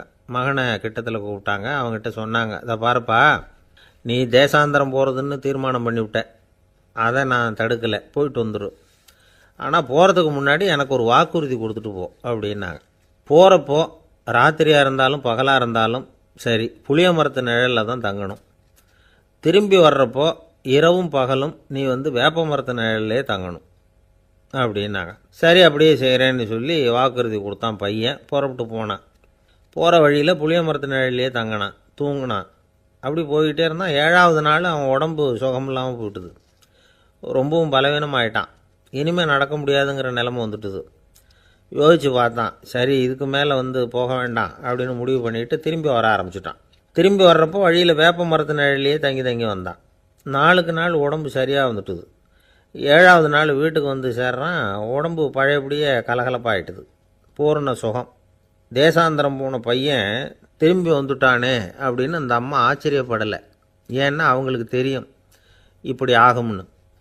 பையன் சீக்கிரமாக திரும்பி வரணுங்கிறதுக்காகத்தான் அவங்க அந்த யோசனையை சொன்னாங்க. என்ன விஷயங்கிறதையும் அவங்களே சொன்னாங்க. மகனே, புளிய மரத்து நிழல் உடம்புக்கு உஷ்ணத்தை கொடுக்கும், சீக்கை உண்டாக்கும். அதனால் நீ தொடர்ந்து புளிய மரத்து நிழலில் தங்கினாவே நோய்க்கு ஆளாயிட்ட. அதனால் பயணத்தை முடிச்சுக்கிட்டு திரும்பி வரணுங்கிற முடிவுக்கு வந்துட்ட. திரும்பி வர்றப்போ நீ தங்கினது வேப்ப மரத்து நிழல். அது உடம்புக்கு குளிர்ச்சியை தரக்கூடியது, நோயை தீர்க்கக்கூடியது. அதனால் சுகமாக வீட்டுக்கு சேர்ந்துட்ட.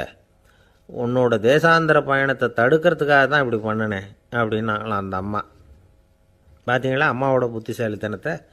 அப்பாவாக இருந்தால் இப்படியா பண்ணுவார்?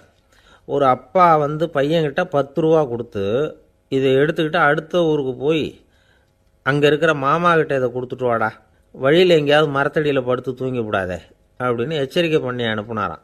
பையனுக்கு எச்சரிக்கையாக வாழறது எப்படிங்கிறத கற்றுக் கொடுக்கறதுக்காக இப்படி பண்ணார். அவன் பணத்தை வாங்கிட்டு போனான். அப்பா சொன்னதை மறந்துட்டு ஒரு மரத்தடியில் படுத்து தூங்கிட்டான். அவனுக்கு தெரியாமல் அவன் பின்னாடியே போன அப்பா அவன் கையில் இருந்த அந்த 10 ரூபாயை நைஸாக எடுத்துகிட்டு வந்துட்டார். அவன் பையில் தானே வச்சுருந்தான், அது தெரியாமல் எடுத்துகிட்டு வந்துட்டார். அவன் தூங்கிக்கிட்டு இருக்கான். எடுத்துகிட்டு ஒரு மறுபடியும் வீட்டுக்கு வந்துட்டார். பையன் முழிச்சுக்கிட்டு பையை தடவி பார்க்குறான், பணத்தை காணும். அழுதுகிட்டே திரும்பி வந்தான். அப்பா கிட்ட விஷயத்த சொன்னான். அப்பா சிரிச்சுக்கிட்டே சொன்னார், அதுக்கு தான்ப்பா ஆரம்பத்திலேயே எச்சரிக்கை பண்ணினேன், இனிமேலாவது நீ ஜாக்கிரதையாக இருக்கணும் அப்படிங்கிறதுக்காக தான் இப்படி பண்ணினேன். அந்த பணம் எங்கேயும் போயிடலை, நான் தான் அதை உனக்கு தெரியாமல் எடுத்து வச்சிருக்கிறேன். இதோ பாரு அப்படின்னு சொல்லிட்டு சைடு பாக்கெட்டில் கையை விட்டா அது ஓட்டையாக இருக்குது. அதை எவனோ ஏற்கனவே கத்திரிச்சு எடுத்துகிட்டு போயிட்டான். இப்போ அப்பா முகத்தில் அசடு வழிஞ்சுதான். ஒரு கணவன் மனைவி எப்போ பார்த்தாலும் அவங்க 2 பேருக்கும் இடையில சண்டை வந்துக்கிட்டே இருந்தது. இதில் என்ன ஆச்சரியங்கிறீங்களா? நான் அதுக்காக சொல்ல வரல, இது வேறு விஷயம். அதாவது சண்டை போடாமல் இருக்கிறதுக்கு வழி சொல்கிற தகவல் இது. நான் சொன்ன அந்த கணவன் மனைவி எப்படின்னா, கணவன் ஒரு வார்த்தை சொன்னால் மனைவி கிட்டேருந்து 2 வார்த்தை பதிலாக வரும். இதுக்கு கணவன்கிட்டேருந்து 4 வார்த்தை பதிலாக வரும். இப்படி வார்த்தைகள் பெருகி போய் கடைசியில் வம்பில் முடியும். அந்த அம்மா பொறுத்து பார்த்தாங்க. அவங்களால தாக்கு பிடிக்க முடியல. பக்கத்து வீட்லேயும் ஒரு கணவன் மனைவி இருந்தாங்க. அவங்களுக்குள்ளே சண்டை வர்றதில்லை. அது எப்படி அவங்களால மட்டும் சண்டை போடாமல் இருக்க முடியுது அப்படின்னு இந்த அம்மாவுக்கு ஆச்சரியம். ஒரு நாள் நேராக பக்கத்து வீட்டு அம்மாக்கிட்டே போய், ஏம்மா, நீங்கள் எப்படி கணவனும் மனைவியும் சண்டை போட்டுக்காமல் இருக்கிறீங்க? அது எப்படி முடியுது உங்களால் அப்படின்னு கேட்டாங்க. அதுக்குன்னு ஒரு மருந்து இருக்குது, அதை சாப்பிட்டா சண்டை வராது அப்படின்னாங்க அவங்க. சரிங்க, அந்த மருந்தை அவர் சாப்பிட மாட்டேன்னு சொல்லிட்டா என்ன பண்ணுறது அப்படின்னு கேட்டிருக்கிறாங்க இவங்க. அந்த மருந்து அவருக்கு இல்லைம்மா, உனக்கு தான் அப்படின்னாங்களாம் அவங்க. அப்படியா? அப்படின்னா கொடுங்க, ரொம்ப நல்லதாக போச்சு. அதை எப்படி சாப்பிட்றதுங்கிற விவரத்தையும் சொல்லுங்கள், எங்கே அது கிடைக்குங்கிறதையும் சொல்லுங்கள், வாங்கிக்கிறேன் அப்படின்னு கேட்டாங்களாம் இவங்க. வேறு எங்கேயும் போய் வாங்க வேண்டாம், என்கிட்டே இருக்க அந்த மருந்து, அதில் கொஞ்சம் தர்றேன், வாங்கி வச்சுக்க. உன் வீட்டுக்காரர் உன்னோட சண்டையை ஆரம்பிக்கிறப்போலாம் நீ இந்த மருந்தில் 1 அவுன்ஸ் வாயில் ஊற்றிக்கணும். அதை உடனே குடிச்சிடக்கூடாது. ஒரு 5 நிமிஷமாவது அது வாயில் இருக்கணும், அதுக்கப்புறம் குடிச்சிடலாம் அப்படின்னு சொல்லி ஒரு பாட்டில் மருந்தை இந்த அம்மாக்கிட்ட கொடுத்து அனுப்புனாங்களாம். மருந்தை எடுத்துக்கிட்டு இந்த அம்மா வீட்டுக்கு வந்திருக்கிறாங்க. வீடு பூட்டி இருந்ததுனால கணவன் வாசல்லையே காத்துட்ருக்கிறான். மனைவியை கண்டதும் சண்டை போட ஆரம்பிச்சிட்டான்.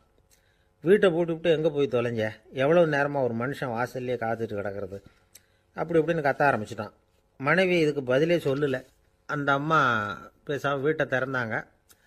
சமையல் அறைக்குள்ளே போனாங்க. 1 அவுன்ஸ் மருந்தை வாயில் ஊற்றிக்கிட்டாங்க. அன்னைக்கு சண்டை மேற்கொண்டு வளரவே இல்லை, நின்றுட்டுது. மருந்து பரவாயில்லை. அதுக்கப்புறம் பல சந்தர்ப்பங்களில் சண்டை வரும் போல் இருக்கிறப்போலாம் இந்த மருந்து அதை நிறுத்தியிருக்கு. பிரமாதமான மருந்தாக இருக்குது இதை கொஞ்சம் அதிகமாகவே வாங்கி வீட்டில் வச்சுக்க வேண்டியது தான் அப்படின்னு முடிவு பண்ணிவிட்டு இந்த அம்மா மறுபடியும் பக்கத்து வீட்டு அம்மாக்கிட்ட போனாங்க. எவ்வளவு விலையானாலும் சரி, நான் காசு கொடுத்து வாங்கி வச்சுக்கிறேன், எந்த கடையில் இருக்குது இந்த மருந்து சொல்லுங்க அப்படின்னு கேட்டாங்க. இந்த மருந்துக்கு விலையே கிடையாதுங்க, இலவசமாகவே கிடைக்கும்னாங்களாம் அவங்க. அது எப்படி விலை இல்லாமல் இதை விற்க முடியுது அப்படின்னு கேட்டாங்களாம் இவங்க. அது மருந்தாக இருந்தால் தானே விலை வைக்கிறதுக்கு, அது வெறும் தண்ணி தானே அப்படின்னாங்களாம். வெறும் தண்ணியாக சண்டையை நிறுத்துது அப்படின்ட்டு இருக்காங்க இவங்க. அது சண்டையை நிறுத்தலை, உன்னோட மௌனம் தான் சண்டையை நிறுத்துது. நீ வாயில் தண்ணியை வச்சுக்கிறதுனால எதிர்த்து பேசுறதில்ல, அதனால் உன்னுடைய கணவர் கோபம் வந்து சாந்தமாயிடுது அப்படின்னாங்களாம் அவங்க. இந்த கதையிலேருந்து சண்டையை நிறுத்துகிற மருந்து எதுன்னு தெரிஞ்சுக்கிட்டோம் இல்லையா. ஒருத்தர் என்ன பண்ணார், பாட்டிலில் வந்து தண்ணியை ஊற்றி வச்சுக்கிட்டு அவர்கிட்ட வர்றவங்களுக்கெல்லாம் இதை சிபாரிசு பண்ணலாம்னு நினச்சிக்கிட்டு உட்காந்துருந்தார். ஒரு அம்மா வந்தாங்க. இதை கேட்டுவிட்டு இதையே ஒரு மருந்து மாதிரி கொடுக்கலாம்ங்கிறது அவர் முடிவு. அதனால் பாட்டிலில் தண்ணியை அடைச்சி வச்சுக்கிட்டு அதில் கலருக்காக என்னத்தையோ ஒரு ஜீரகம் அது மாதிரி எதையாவது கலந்து வச்சுக்கிட்டு ஒரு மருந்து மாதிரி ஒரு பாவனையில் வச்சுக்கிட்டு உட்காந்துருக்கார். யாராவது வீட்டில் சண்டைன்னா என்கிட்ட வாங்க மருந்து தரேன்னு. ஒரு அம்மா வந்தாங்க. எனக்கும் என் வீட்டுக்காரருக்கும் அடிக்கடி சண்டை வருதுங்க அப்படின்ட்டு இருக்காங்க. கவலைப்படாதம்மா, நான் ஒரு மருந்து தரேன்னு சொல்லி வீட்டுக்குள்ளே போய் ஒரு பாட்டில் எடுத்து வந்து கொடுத்தார். பாட்டிலில் இருக்கிறது என்னங்கிறத சொல்லிவிட்டா அது பேரில் மரியாதை வராது இல்லையா, அதனால் சொல்லலை. அந்த அம்மா வாங்கிட்டு போனாங்க. 4 நாள் கழித்து திரும்பி வந்தாங்க. என்னம்மா வீட்டில் சண்டை நின்று போச்சான்னு கேட்டிருக்காரு இவர். அங்கே நின்று போச்சுங்க, இப்போ உங்ககிட்ட ஆரம்பமாக போகுதுன்னாங்களாம். என்னம்மா அப்படின்ட்டுருக்காரு அவர் பயந்து போய். பின்ன என்னங்க, நீங்கள் என்ன மருந்து கொடுத்துருக்குறீங்க என்னங்க அப்படின்னாங்களாம் கோவமாக. அது வெறும் தண்ணி தானே அப்படின்ட்டுருக்காரு இவர். தண்ணியாக இது, நல்லா பாருங்கள் அப்படின்னு அந்த பாட்டில் நீட்டினாங்களாம். இவர் வாங்கி பார்த்துருக்கார். அப்புறம் தான் விஷயம் புரியுது அவருக்கு. இவர் கை தவறுதலாக அவங்க வீட்டில் இருந்த மண்ணெண்ணெய் பாட்டில் எடுத்து அவர்கிட்ட கொடுத்துருக்குறாங்க. அப்புறம் என்ன ஆகும், சண்டை வராமல். ஒரு காலத்தில் பிரஷ்யா அப்படின்னு ஒரு தேசம் இருந்தது. இப்போ ஜெர்மனி இருக்குல்ல, இதோட பெரும்பகுதி ஒரு காலத்தில் பிரஷ்யாங்கிற பேரில் இருந்தது. அப்போ அதுக்கு அரசராக இருந்தவர் மகா ஃப்ரெடரிக், அதாவது ஃப்ரெடரிக் தி கிரேட் அப்படின்னு சொல்லுவாங்க. அந்த ராஜாவுக்கு ஒரு சந்தேகம். நாம் பல வகையான வரிகளை விதித்து வசூல் பண்ணுறோம், அப்படி பண்ணி வருமானம் குறைஞ்சிக்கிட்டே போகுதே, இதுக்கு என்ன காரணமாக இருக்கும்? இதுதான் அவருக்கு ஏற்பட்ட சந்தேகம். ஒரு சமயம் அந்த அரசர் தம்முடைய அமைச்சர்களையும் பிரபுக்களையும் தளபதிகளையும் கூப்பிட்டு ஒரு விருந்து வச்சார். விருந்து முடிஞ்சதும் அவங்கள பார்த்து இந்த சந்தேகத்தை கேட்டார். வரிகள் அதிகமாக விதித்து வருமானம் குறையறதுக்கு என்ன காரணம் அப்படின்னு கேட்டார். பல பேருக்கு இதுக்கு சரியாக பதில் சொல்ல தெரியல. அனுபவசாலியான ஒரு தளபதி எழுந்திருச்சார். அரசே, அது எப்படிங்கிறத இப்போ உங்களுக்கு காட்டுறேன்னார். உடனே ஒரு பெரிய பனிக்கட்டி ஒன்றை தன்னுடைய கையில் எடுத்தார். அதை அப்படியும் எப்படியும் திருப்பி பார்த்தார். அப்புறம் அடுத்தவர்கிட்ட கொடுத்தார். அவர் அதை அப்படியும் எப்படியும் திருப்பி பார்த்துட்டு அடுத்தபடியாக இருந்தவர்கிட்ட கொடுத்தார். இப்படியே இதை ஒவ்வொருத்தராக பார்த்துட்டு ஒவ்வொரு கையாக மாறி கடைசியில் மன்னர் கைக்கு போய் சேர்ந்தது. மன்னர் கைக்கு அந்த பனிக்கட்டி போய் சேர்ந்தப்போ அது கொஞ்சம் கொஞ்சமாக உருகி ஒரு பட்டாணி கடலை சைஸுக்கு ஆகிட்டுது. மன்னர் யோசனை பண்ணார், வரி அதிகமாக போட்டாலும் வந்து சேர்றது குறைவாக இருக்கிறதுக்கு என்ன காரணம் அப்படிங்கிறது அவருக்கு புரிஞ்சு போச்சு. காலம்தான் மாறிட்டு இருக்கே தவிர இந்த கையூட்டு வாங்குகிற பழக்கம் மாறினதாக தெரியல. இன்னொரு ராஜா இருந்தார். அவர் தன்னுடைய ராஜாங்கத்தில் லஞ்ச ஊழலே சுத்தமாக இருக்கக்கூடாது அப்படின்னு நினச்சார். அவர்கிட்ட பல்வேறு துறைகளுக்கும் பொறுப்பாக இருந்த பல பேரும் ரொம்ப சுத்தமாகவும் நேர்மையாகவும் இருந்தாங்க. ஒரே ஒருத்தர் மட்டும் எல்லார்கிட்டையும் லஞ்சம் வாங்கிட்டே இருந்தார். அவரை வேறு வேறு துறைகளுக்கு மாற்றி பார்த்தாரு. அந்த ராஜா என்னென்னமோ பண்ணி பார்க்குறாரு. எந்த வேலையை கொடுத்தாலும் அதுலேயும் லஞ்சம் வாங்கிறதுக்கு ஒரு வழியை உண்டு பண்ணிக்குவார் அந்த ஆள்.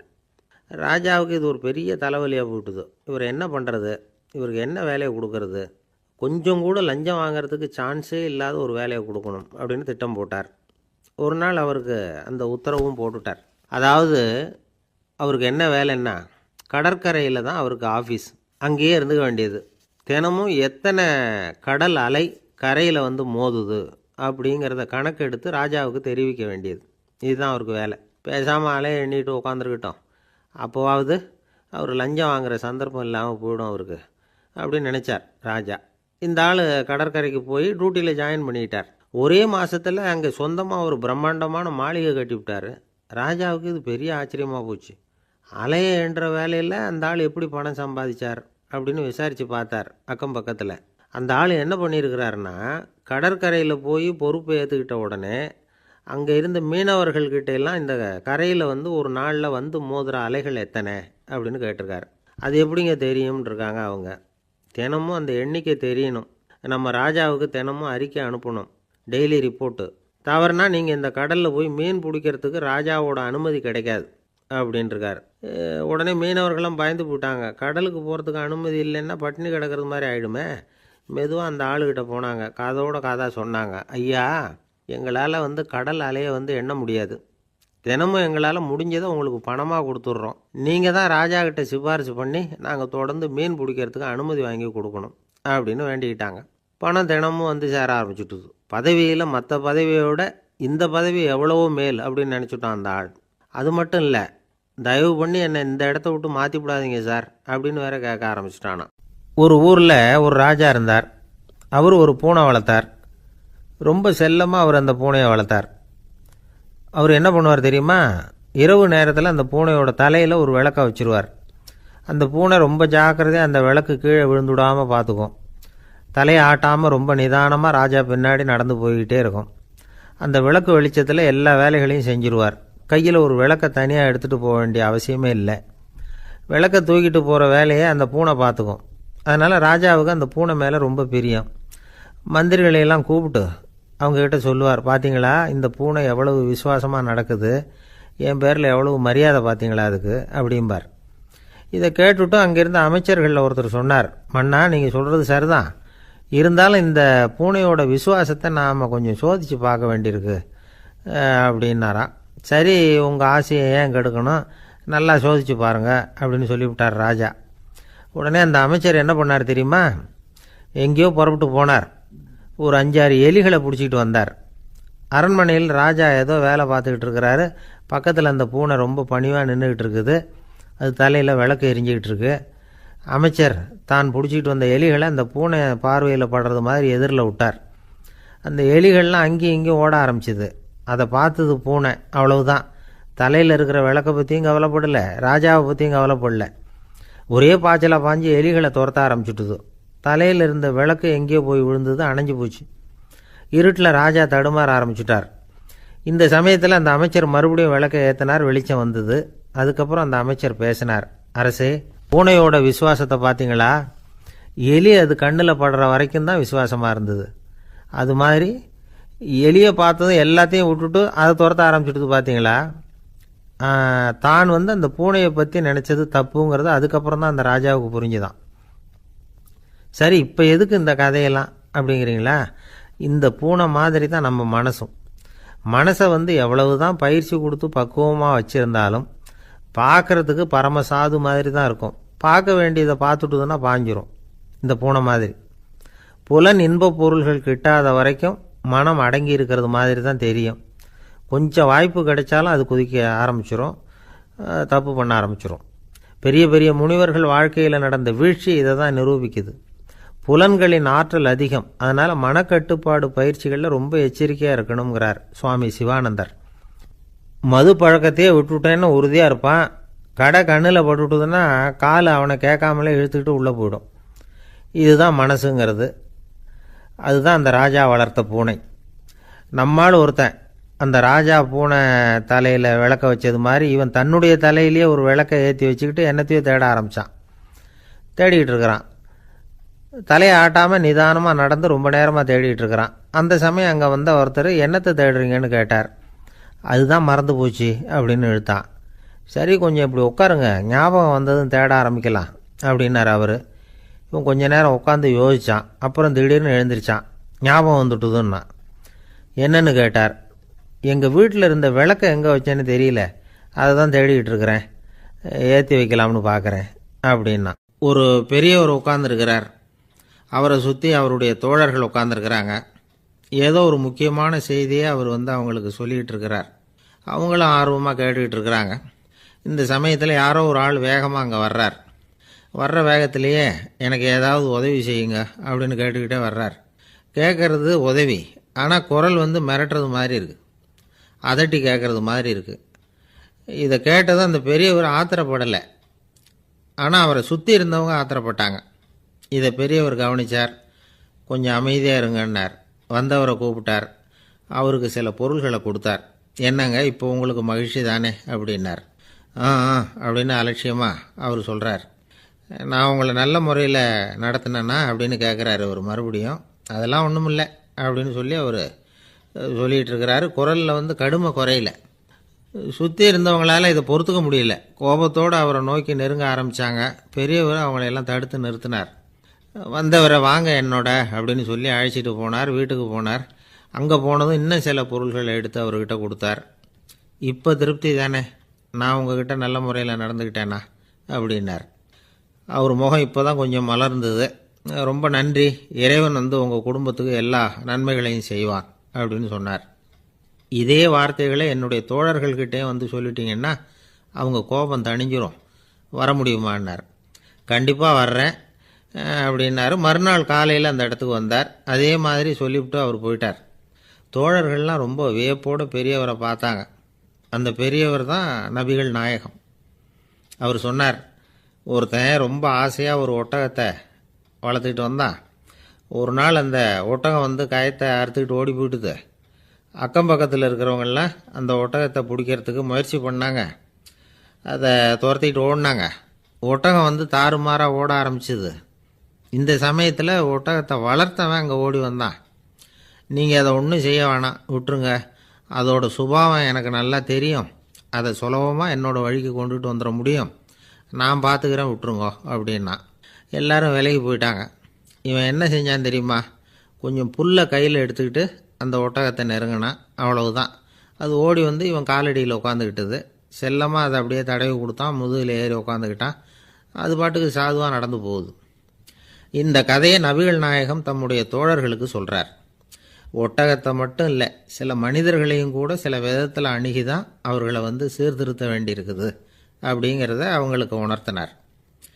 இது ஒரு அழகான உளவியல் அணுகுமுறை. சில குடும்ப தலைவர்கள் கூட இந்த ஒட்டகம் மாதிரி நடந்துக்கிறது உண்டு. அப்புறம் அடங்கி போகிறதும் உண்டு. ஒரு குடும்ப தலைவர் காலையில் எழுந்திரிச்சதுலேருந்து சத்தம் போட்டு கத்திக்கிட்டு இருப்பார். பக்கத்தில் இருந்தவங்கெல்லாம் ஓடி போய் சமாதானம் பண்ணி பார்த்தாங்க. அவர் ஓயறது மாதிரி தெரியல. கடைசியில் அவர் மனைவி வந்தாங்க. நீங்கள் எல்லாம் விலகி போயிடுங்க, அவர் சுபாவம் எனக்கு தெரியும், நான் பார்த்துக்கிறேன் அப்படின்னாங்க. சரின்னு எல்லோரும் போயிட்டாங்க. சாயந்தரமாக பார்க்குறாங்க, அவர் சத்தம் இல்லாமல் ஒரு மூலையில் உட்காந்துருக்கிறார். ரொம்ப சாதுவா. ஆச்சரியமாக இருந்தது. என்னம்மா பண்ணீங்கன்னு கேட்டாங்க.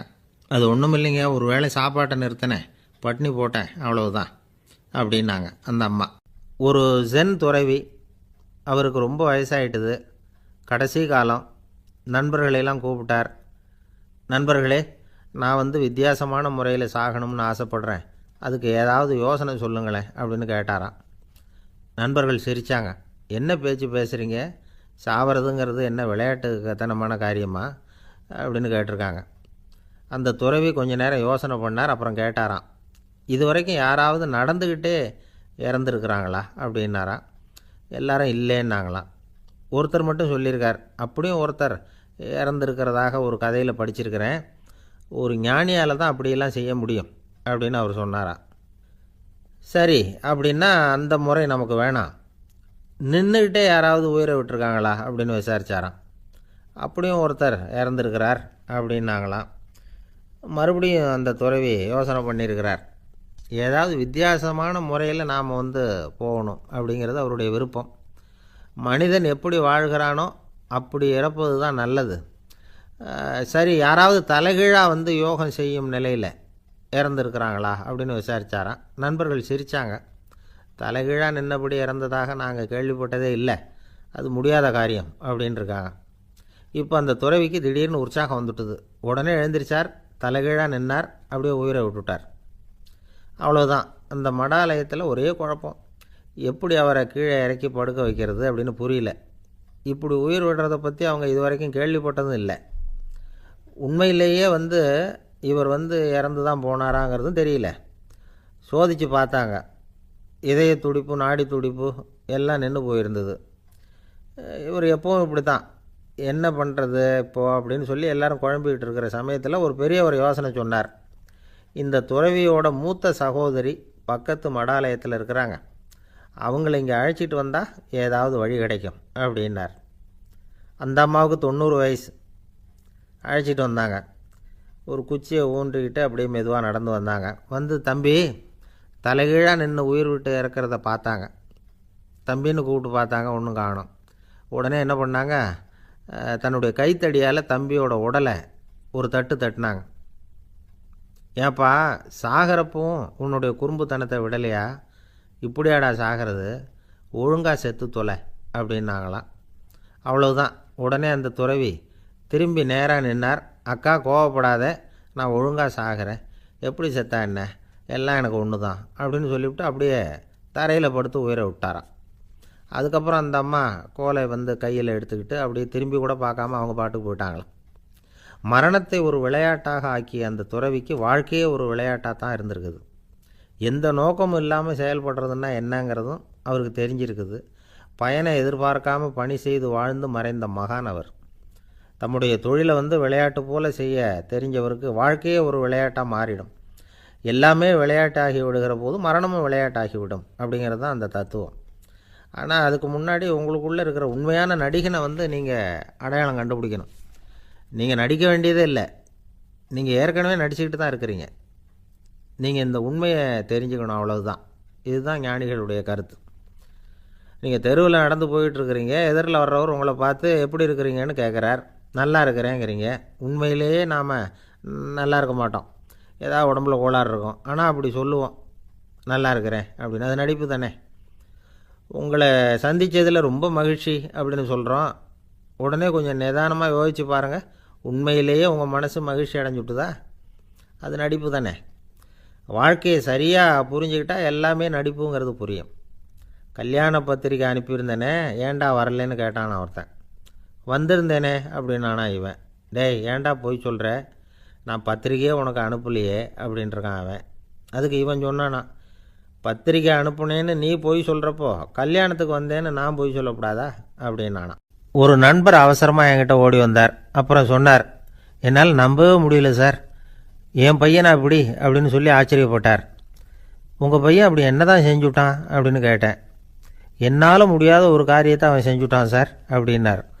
அது என்னன்னு தான் சொல்லுங்களேன். என்ன, 5வது வகுப்பில் அவன் ஒரே தடவையில் தேறிட்டான் சார், அதாவது ஒரே அட்டம்ப்டில் பாஸ் ஆகிருக்கான் அப்படின்னார் மூச்சு வாங்க. கஷ்டப்பட்டு பரீட்சை எழுதுனது அவன், இவருக்கு ஏன் மூச்சு வாங்குது? நம்மால் செய்ய முடியாத ஒரு காரியத்தை இன்னொருத்தர் செய்யும் பொழுது அது நமக்கு ஆச்சரியமாக இருக்குது. சர்க்கஸ் பார்க்குறோம், ஒருத்தர் அந்த இடத்துல தொங்குறார், அது நமக்கு ஆச்சரியம். ஏன்னா அது நம்மால் முடியாத காரியம்.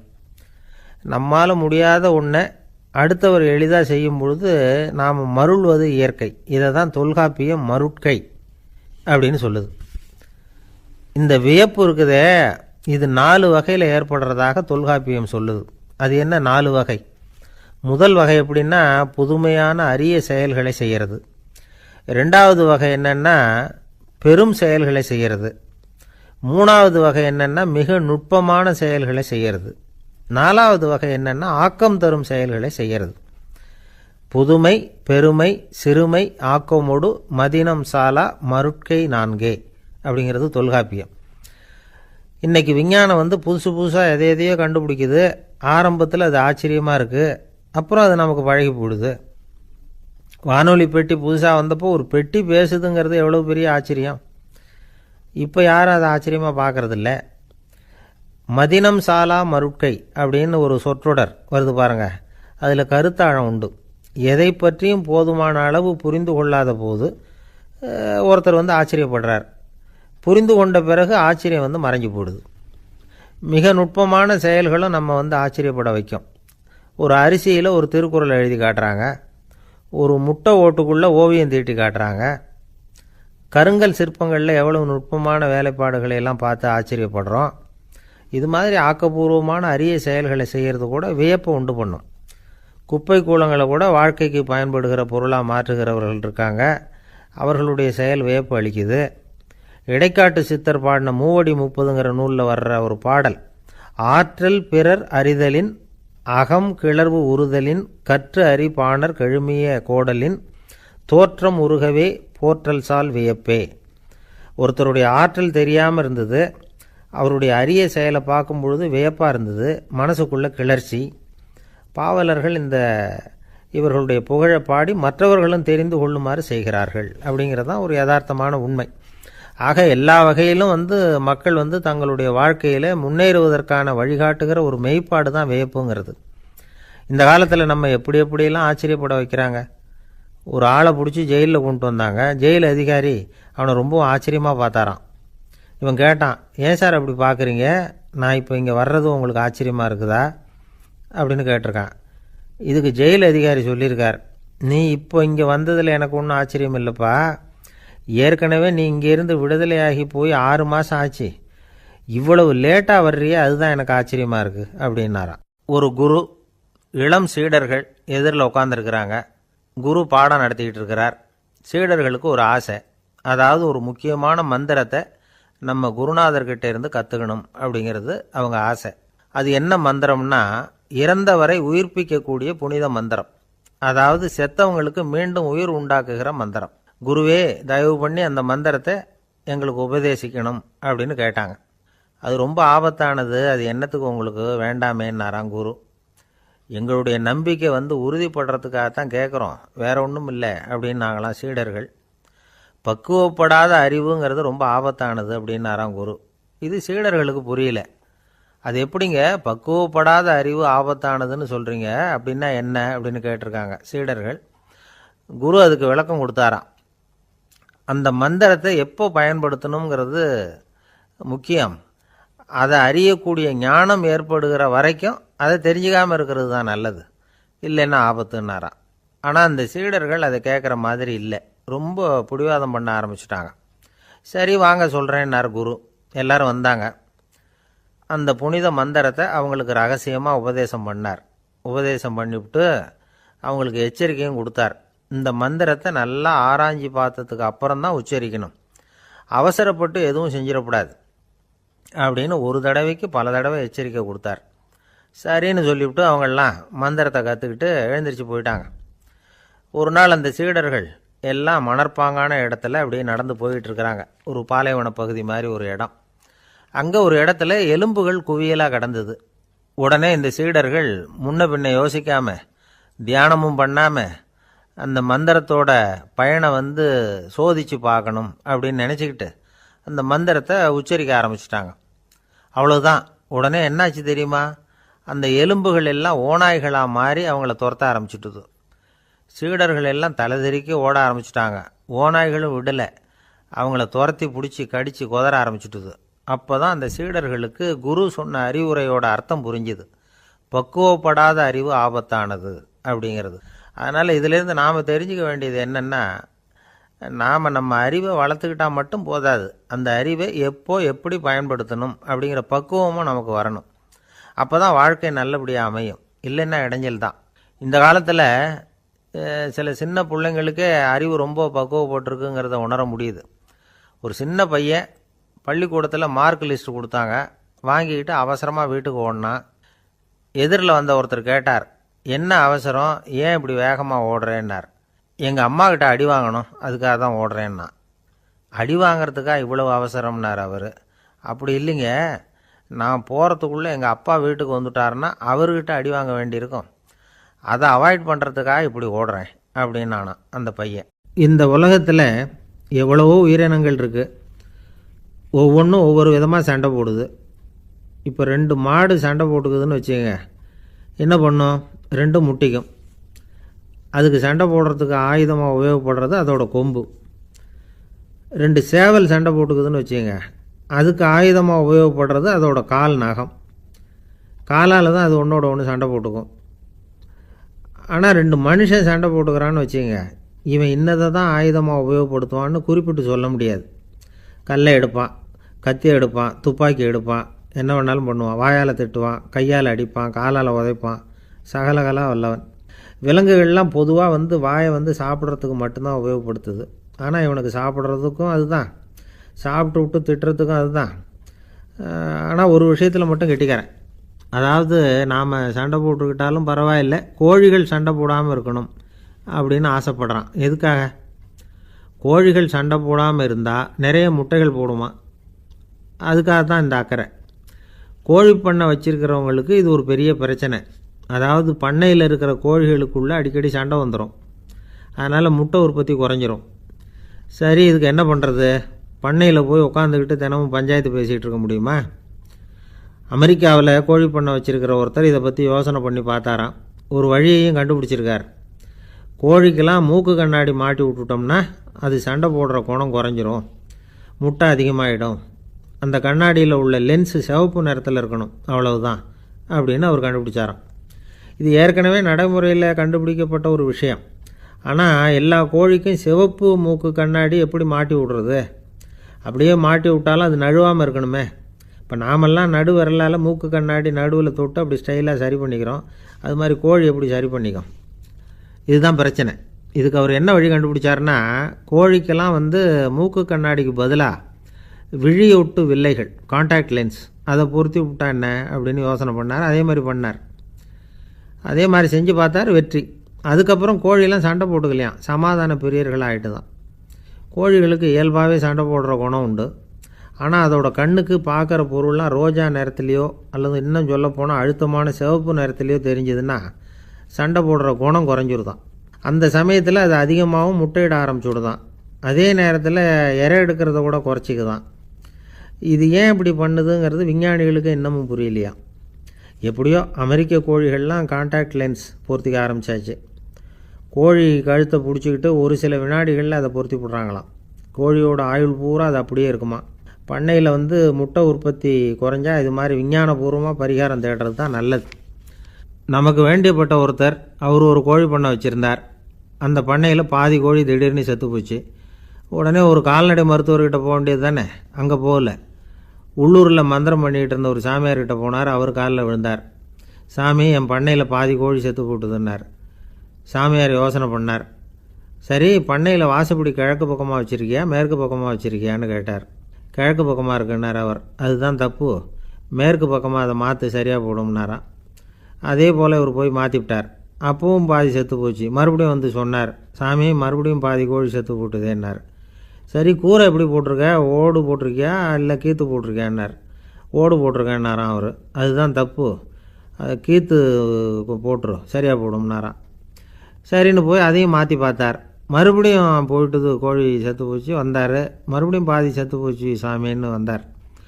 இவரும் யோசனையை மாற்றி மாற்றி சொல்லிகிட்டே இருக்கிறார். இப்படி அவரும் மாற்றி மாற்றி பார்த்தார். 6வது தடவையாக அவரை தேடிட்டு வந்தார். அந்த சமயத்தில் இவர் ரொம்ப தீவிரமாக யோசனை பண்ணி பார்த்துட்டு, அது சரிப்பா, நீ என்கிட்ட சளைக்காமல் வந்துக்கிட்டு இருக்கிற, நானும் யோசனை சொல்லிகிட்டு இருக்கேன்.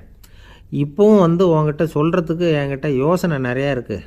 ஆனால் சோதிக்கிறதுக்கு உங்ககிட்ட கோழி இல்லையே, என்ன பண்ணுறது அப்படின்னாராம் இவர். சில பேரை இப்படி சொல்கிறது உண்டு. அடுத்தவங்களை அனுசரித்து நடந்துக்க தெரியல, அவன் என்ன சார் மனுஷன் அப்படிம்பாங்க. சக மனிதர்களோடு எப்படி பழகிறது அப்படின்னு தெரியாதனாலேயே பல பேர் இன்றைக்கி சங்கடப்பட்டுக்கிட்டு இருக்கிறாங்க. வசதி வாய்ப்பெல்லாம் சரியாக இருக்கும், ஆனால் வாழ்க்கை சரியாக இருக்காது. இன்னொருத்தர்கிட்ட எப்படி பேசுறது பழகிறதுங்கிறது தெரியாதனால தான் இந்த அவஸ்தை. சரி, இந்த அவஸ்தை இல்லாமல் வாழறது எப்படி? இதுக்கு அனுபவசாலிகள் சில வழிமுறைகளை சொல்கிறாங்க. அதெல்லாம் என்னென்னங்கிறத இப்போ தெரிஞ்சுக்குவோம். முதல்ல நம்ம நாக்கு நம்ம கண்ட்ரோலில் இருக்கணும். வார்த்தைகளை கொட்டிவிட்டு அதுக்கப்புறம் அள்ள முடியாமல் கடந்து கஷ்டப்படக்கூடாது. எப்படி பேசுகிறோங்கிறதும் முக்கியம். பேசுகிறப்ப எப்படி முகத்தை வச்சுருக்கிறோங்கிறதும் முக்கியம். அன்பாக பேசினாலும் நல்லாயிருக்கும். அப்படி பேசுகிறப்ப ஆதரவாக அவர் தோள் மேலே ஒரு கையை போட்டுக்கிட்டு பேசினா இன்னமும் நல்லாயிருக்கும். 2வது விஷயம், இன்னொருத்தர்கிட்ட பேசுகிறப்போ வாக்குறுதிகளை அள்ளி வீசக்கூடாது. கொடுக்குற வாக்குறுதி குறைச்சலாக இருக்கணும்.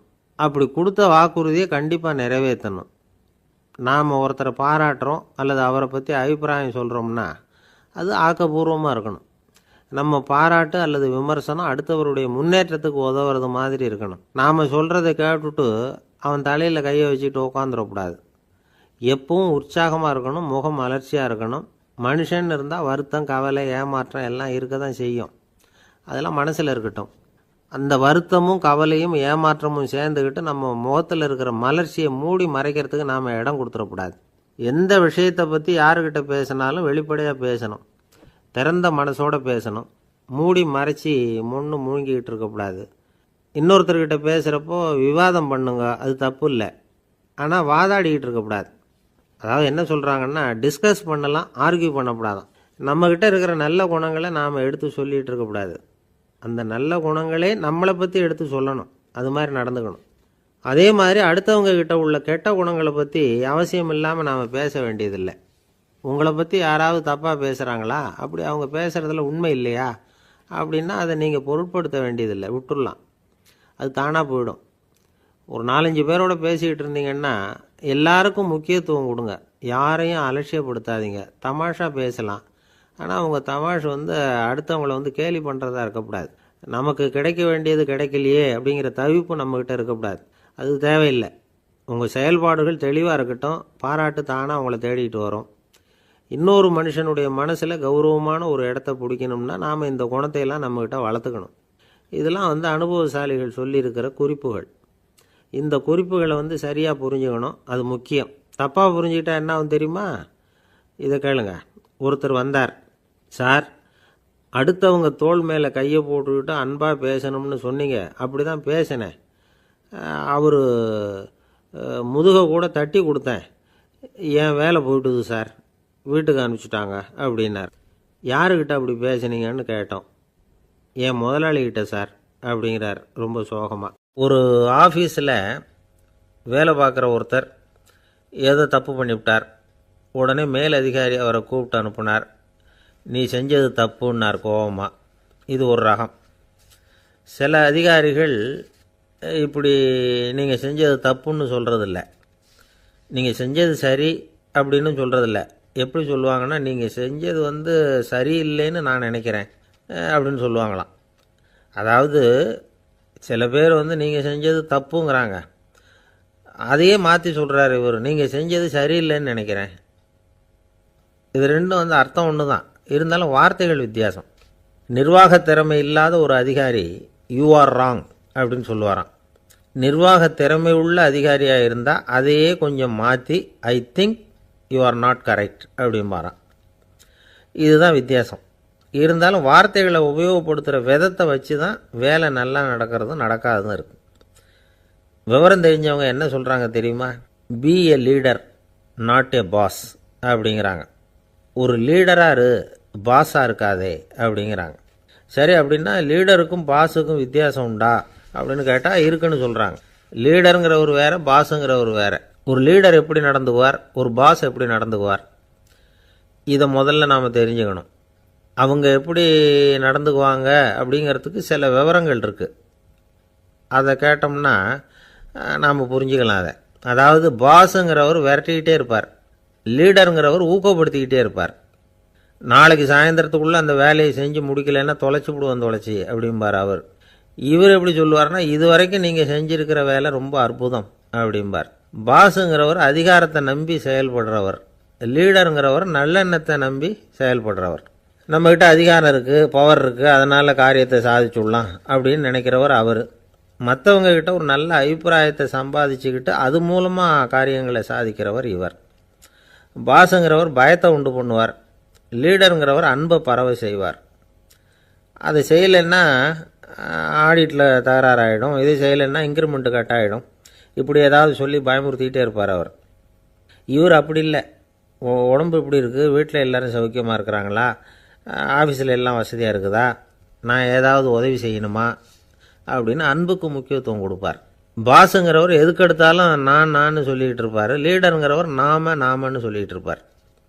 பாஸுங்கிறவர் தப்புக்கு காரணம் யாருன்னு பார்ப்பார், லீடருங்கிறவர் தப்பு என்னன்னு பார்ப்பார். இதுதான் ரெண்டு பேருக்கு வித்தியாசம். The boss shows who is wrong, the leader shows what is wrong அப்படின்னு சொல்லுவாங்க. இந்த காரியம் எப்படி செய்யப்பட்டிருக்கு அப்படின்னு தெரிஞ்சுக்கிறவர் பாஸ். இந்த காரியத்தை எப்படி செய்யணும்னு செஞ்சு காட்டுறவர் லீடர்.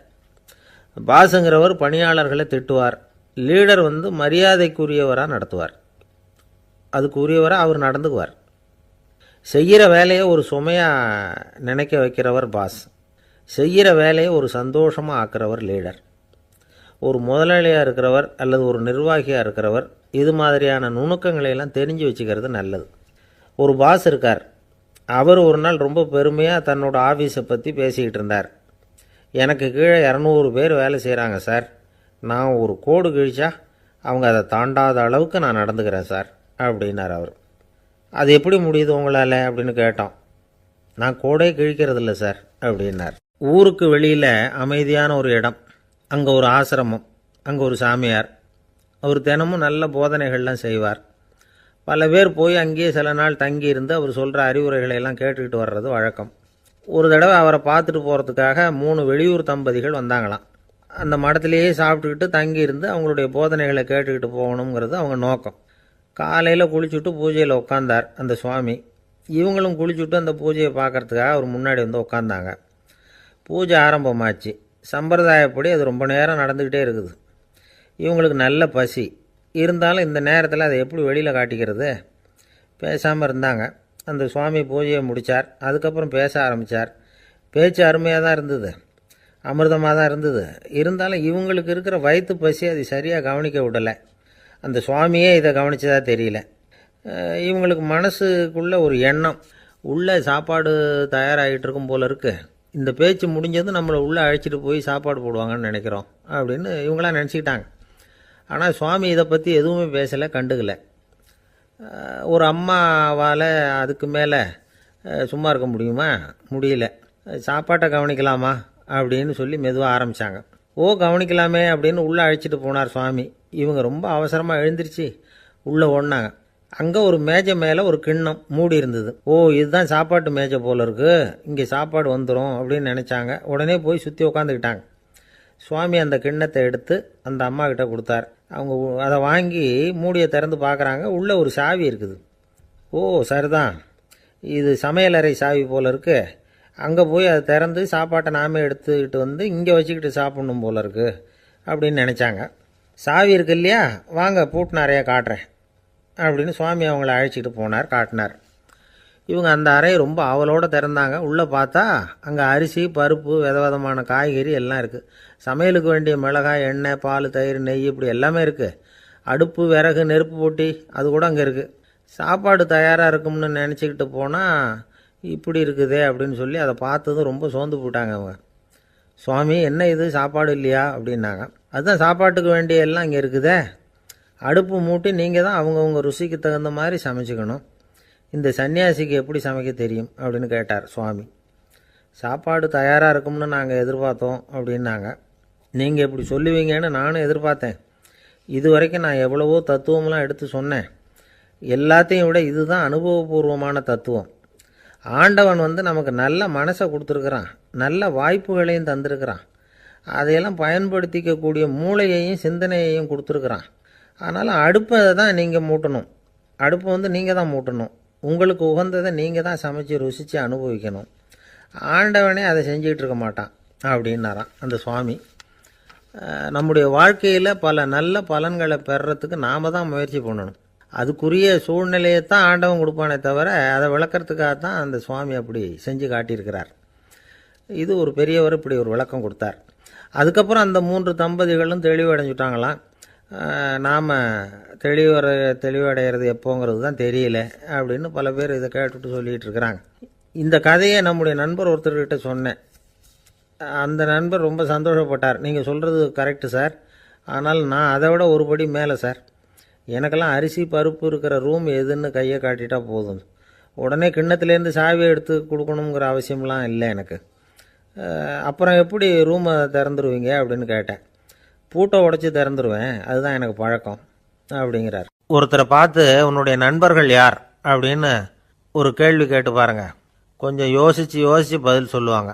அவங்கக்கிட்டேயே உன்னுடைய எதிரிகள் யார் அப்படின்னு கேளுங்க, கடகடன்னு ஒப்பிச்சிருவாங்க. நம்ம மனசு இருக்க அது எப்படின்னா, நம்ம நண்பர்களை விட எதிரிகளை அது நல்லா ஞாபகத்தில் வச்சுக்கும். இது ஒரு ஆச்சரியமான உண்மை. உங்களால் நண்பர்களை மறந்துட முடியும், ஆனால் எதிரிகளை மறந்துட முடியாது. இது ஒரு வேடிக்கையான நிலைமை தான். அழகான தருணங்களை நாம் ஏன் மறந்துடுறோம்? இது இயற்கை. ஏன்னா நம்ம மனசு மலர்களை கவனிக்கிறதில்ல, அதில் இருக்கிற முள்ளை தான் கவனிக்குது. தன்னை காயப்படுத்துகிற எதையும் அது உடனே கண்டுகொள்ளுது. ஒரு தெளிந்த சிந்தனை உடைய மனசு மிக அழகாக உள்ள எல்லாத்தையும் கவனிக்கும். அது நன்றியுடன் உணரக்கூடிய எல்லாத்தையும் பார்த்து குறிச்சிக்கும். இப்படிப்பட்டவங்க வாழ்க்கை இயல்பாகவே நல்லா அமையும். அது ரொம்ப அபூர்வம். மனசில் உள்ள ஒரு சிறிய அமைப்பை மாற்றுவதை பொறுத்து தான் இந்த விஷயம் அப்படிங்கிறார் ஓஷோ.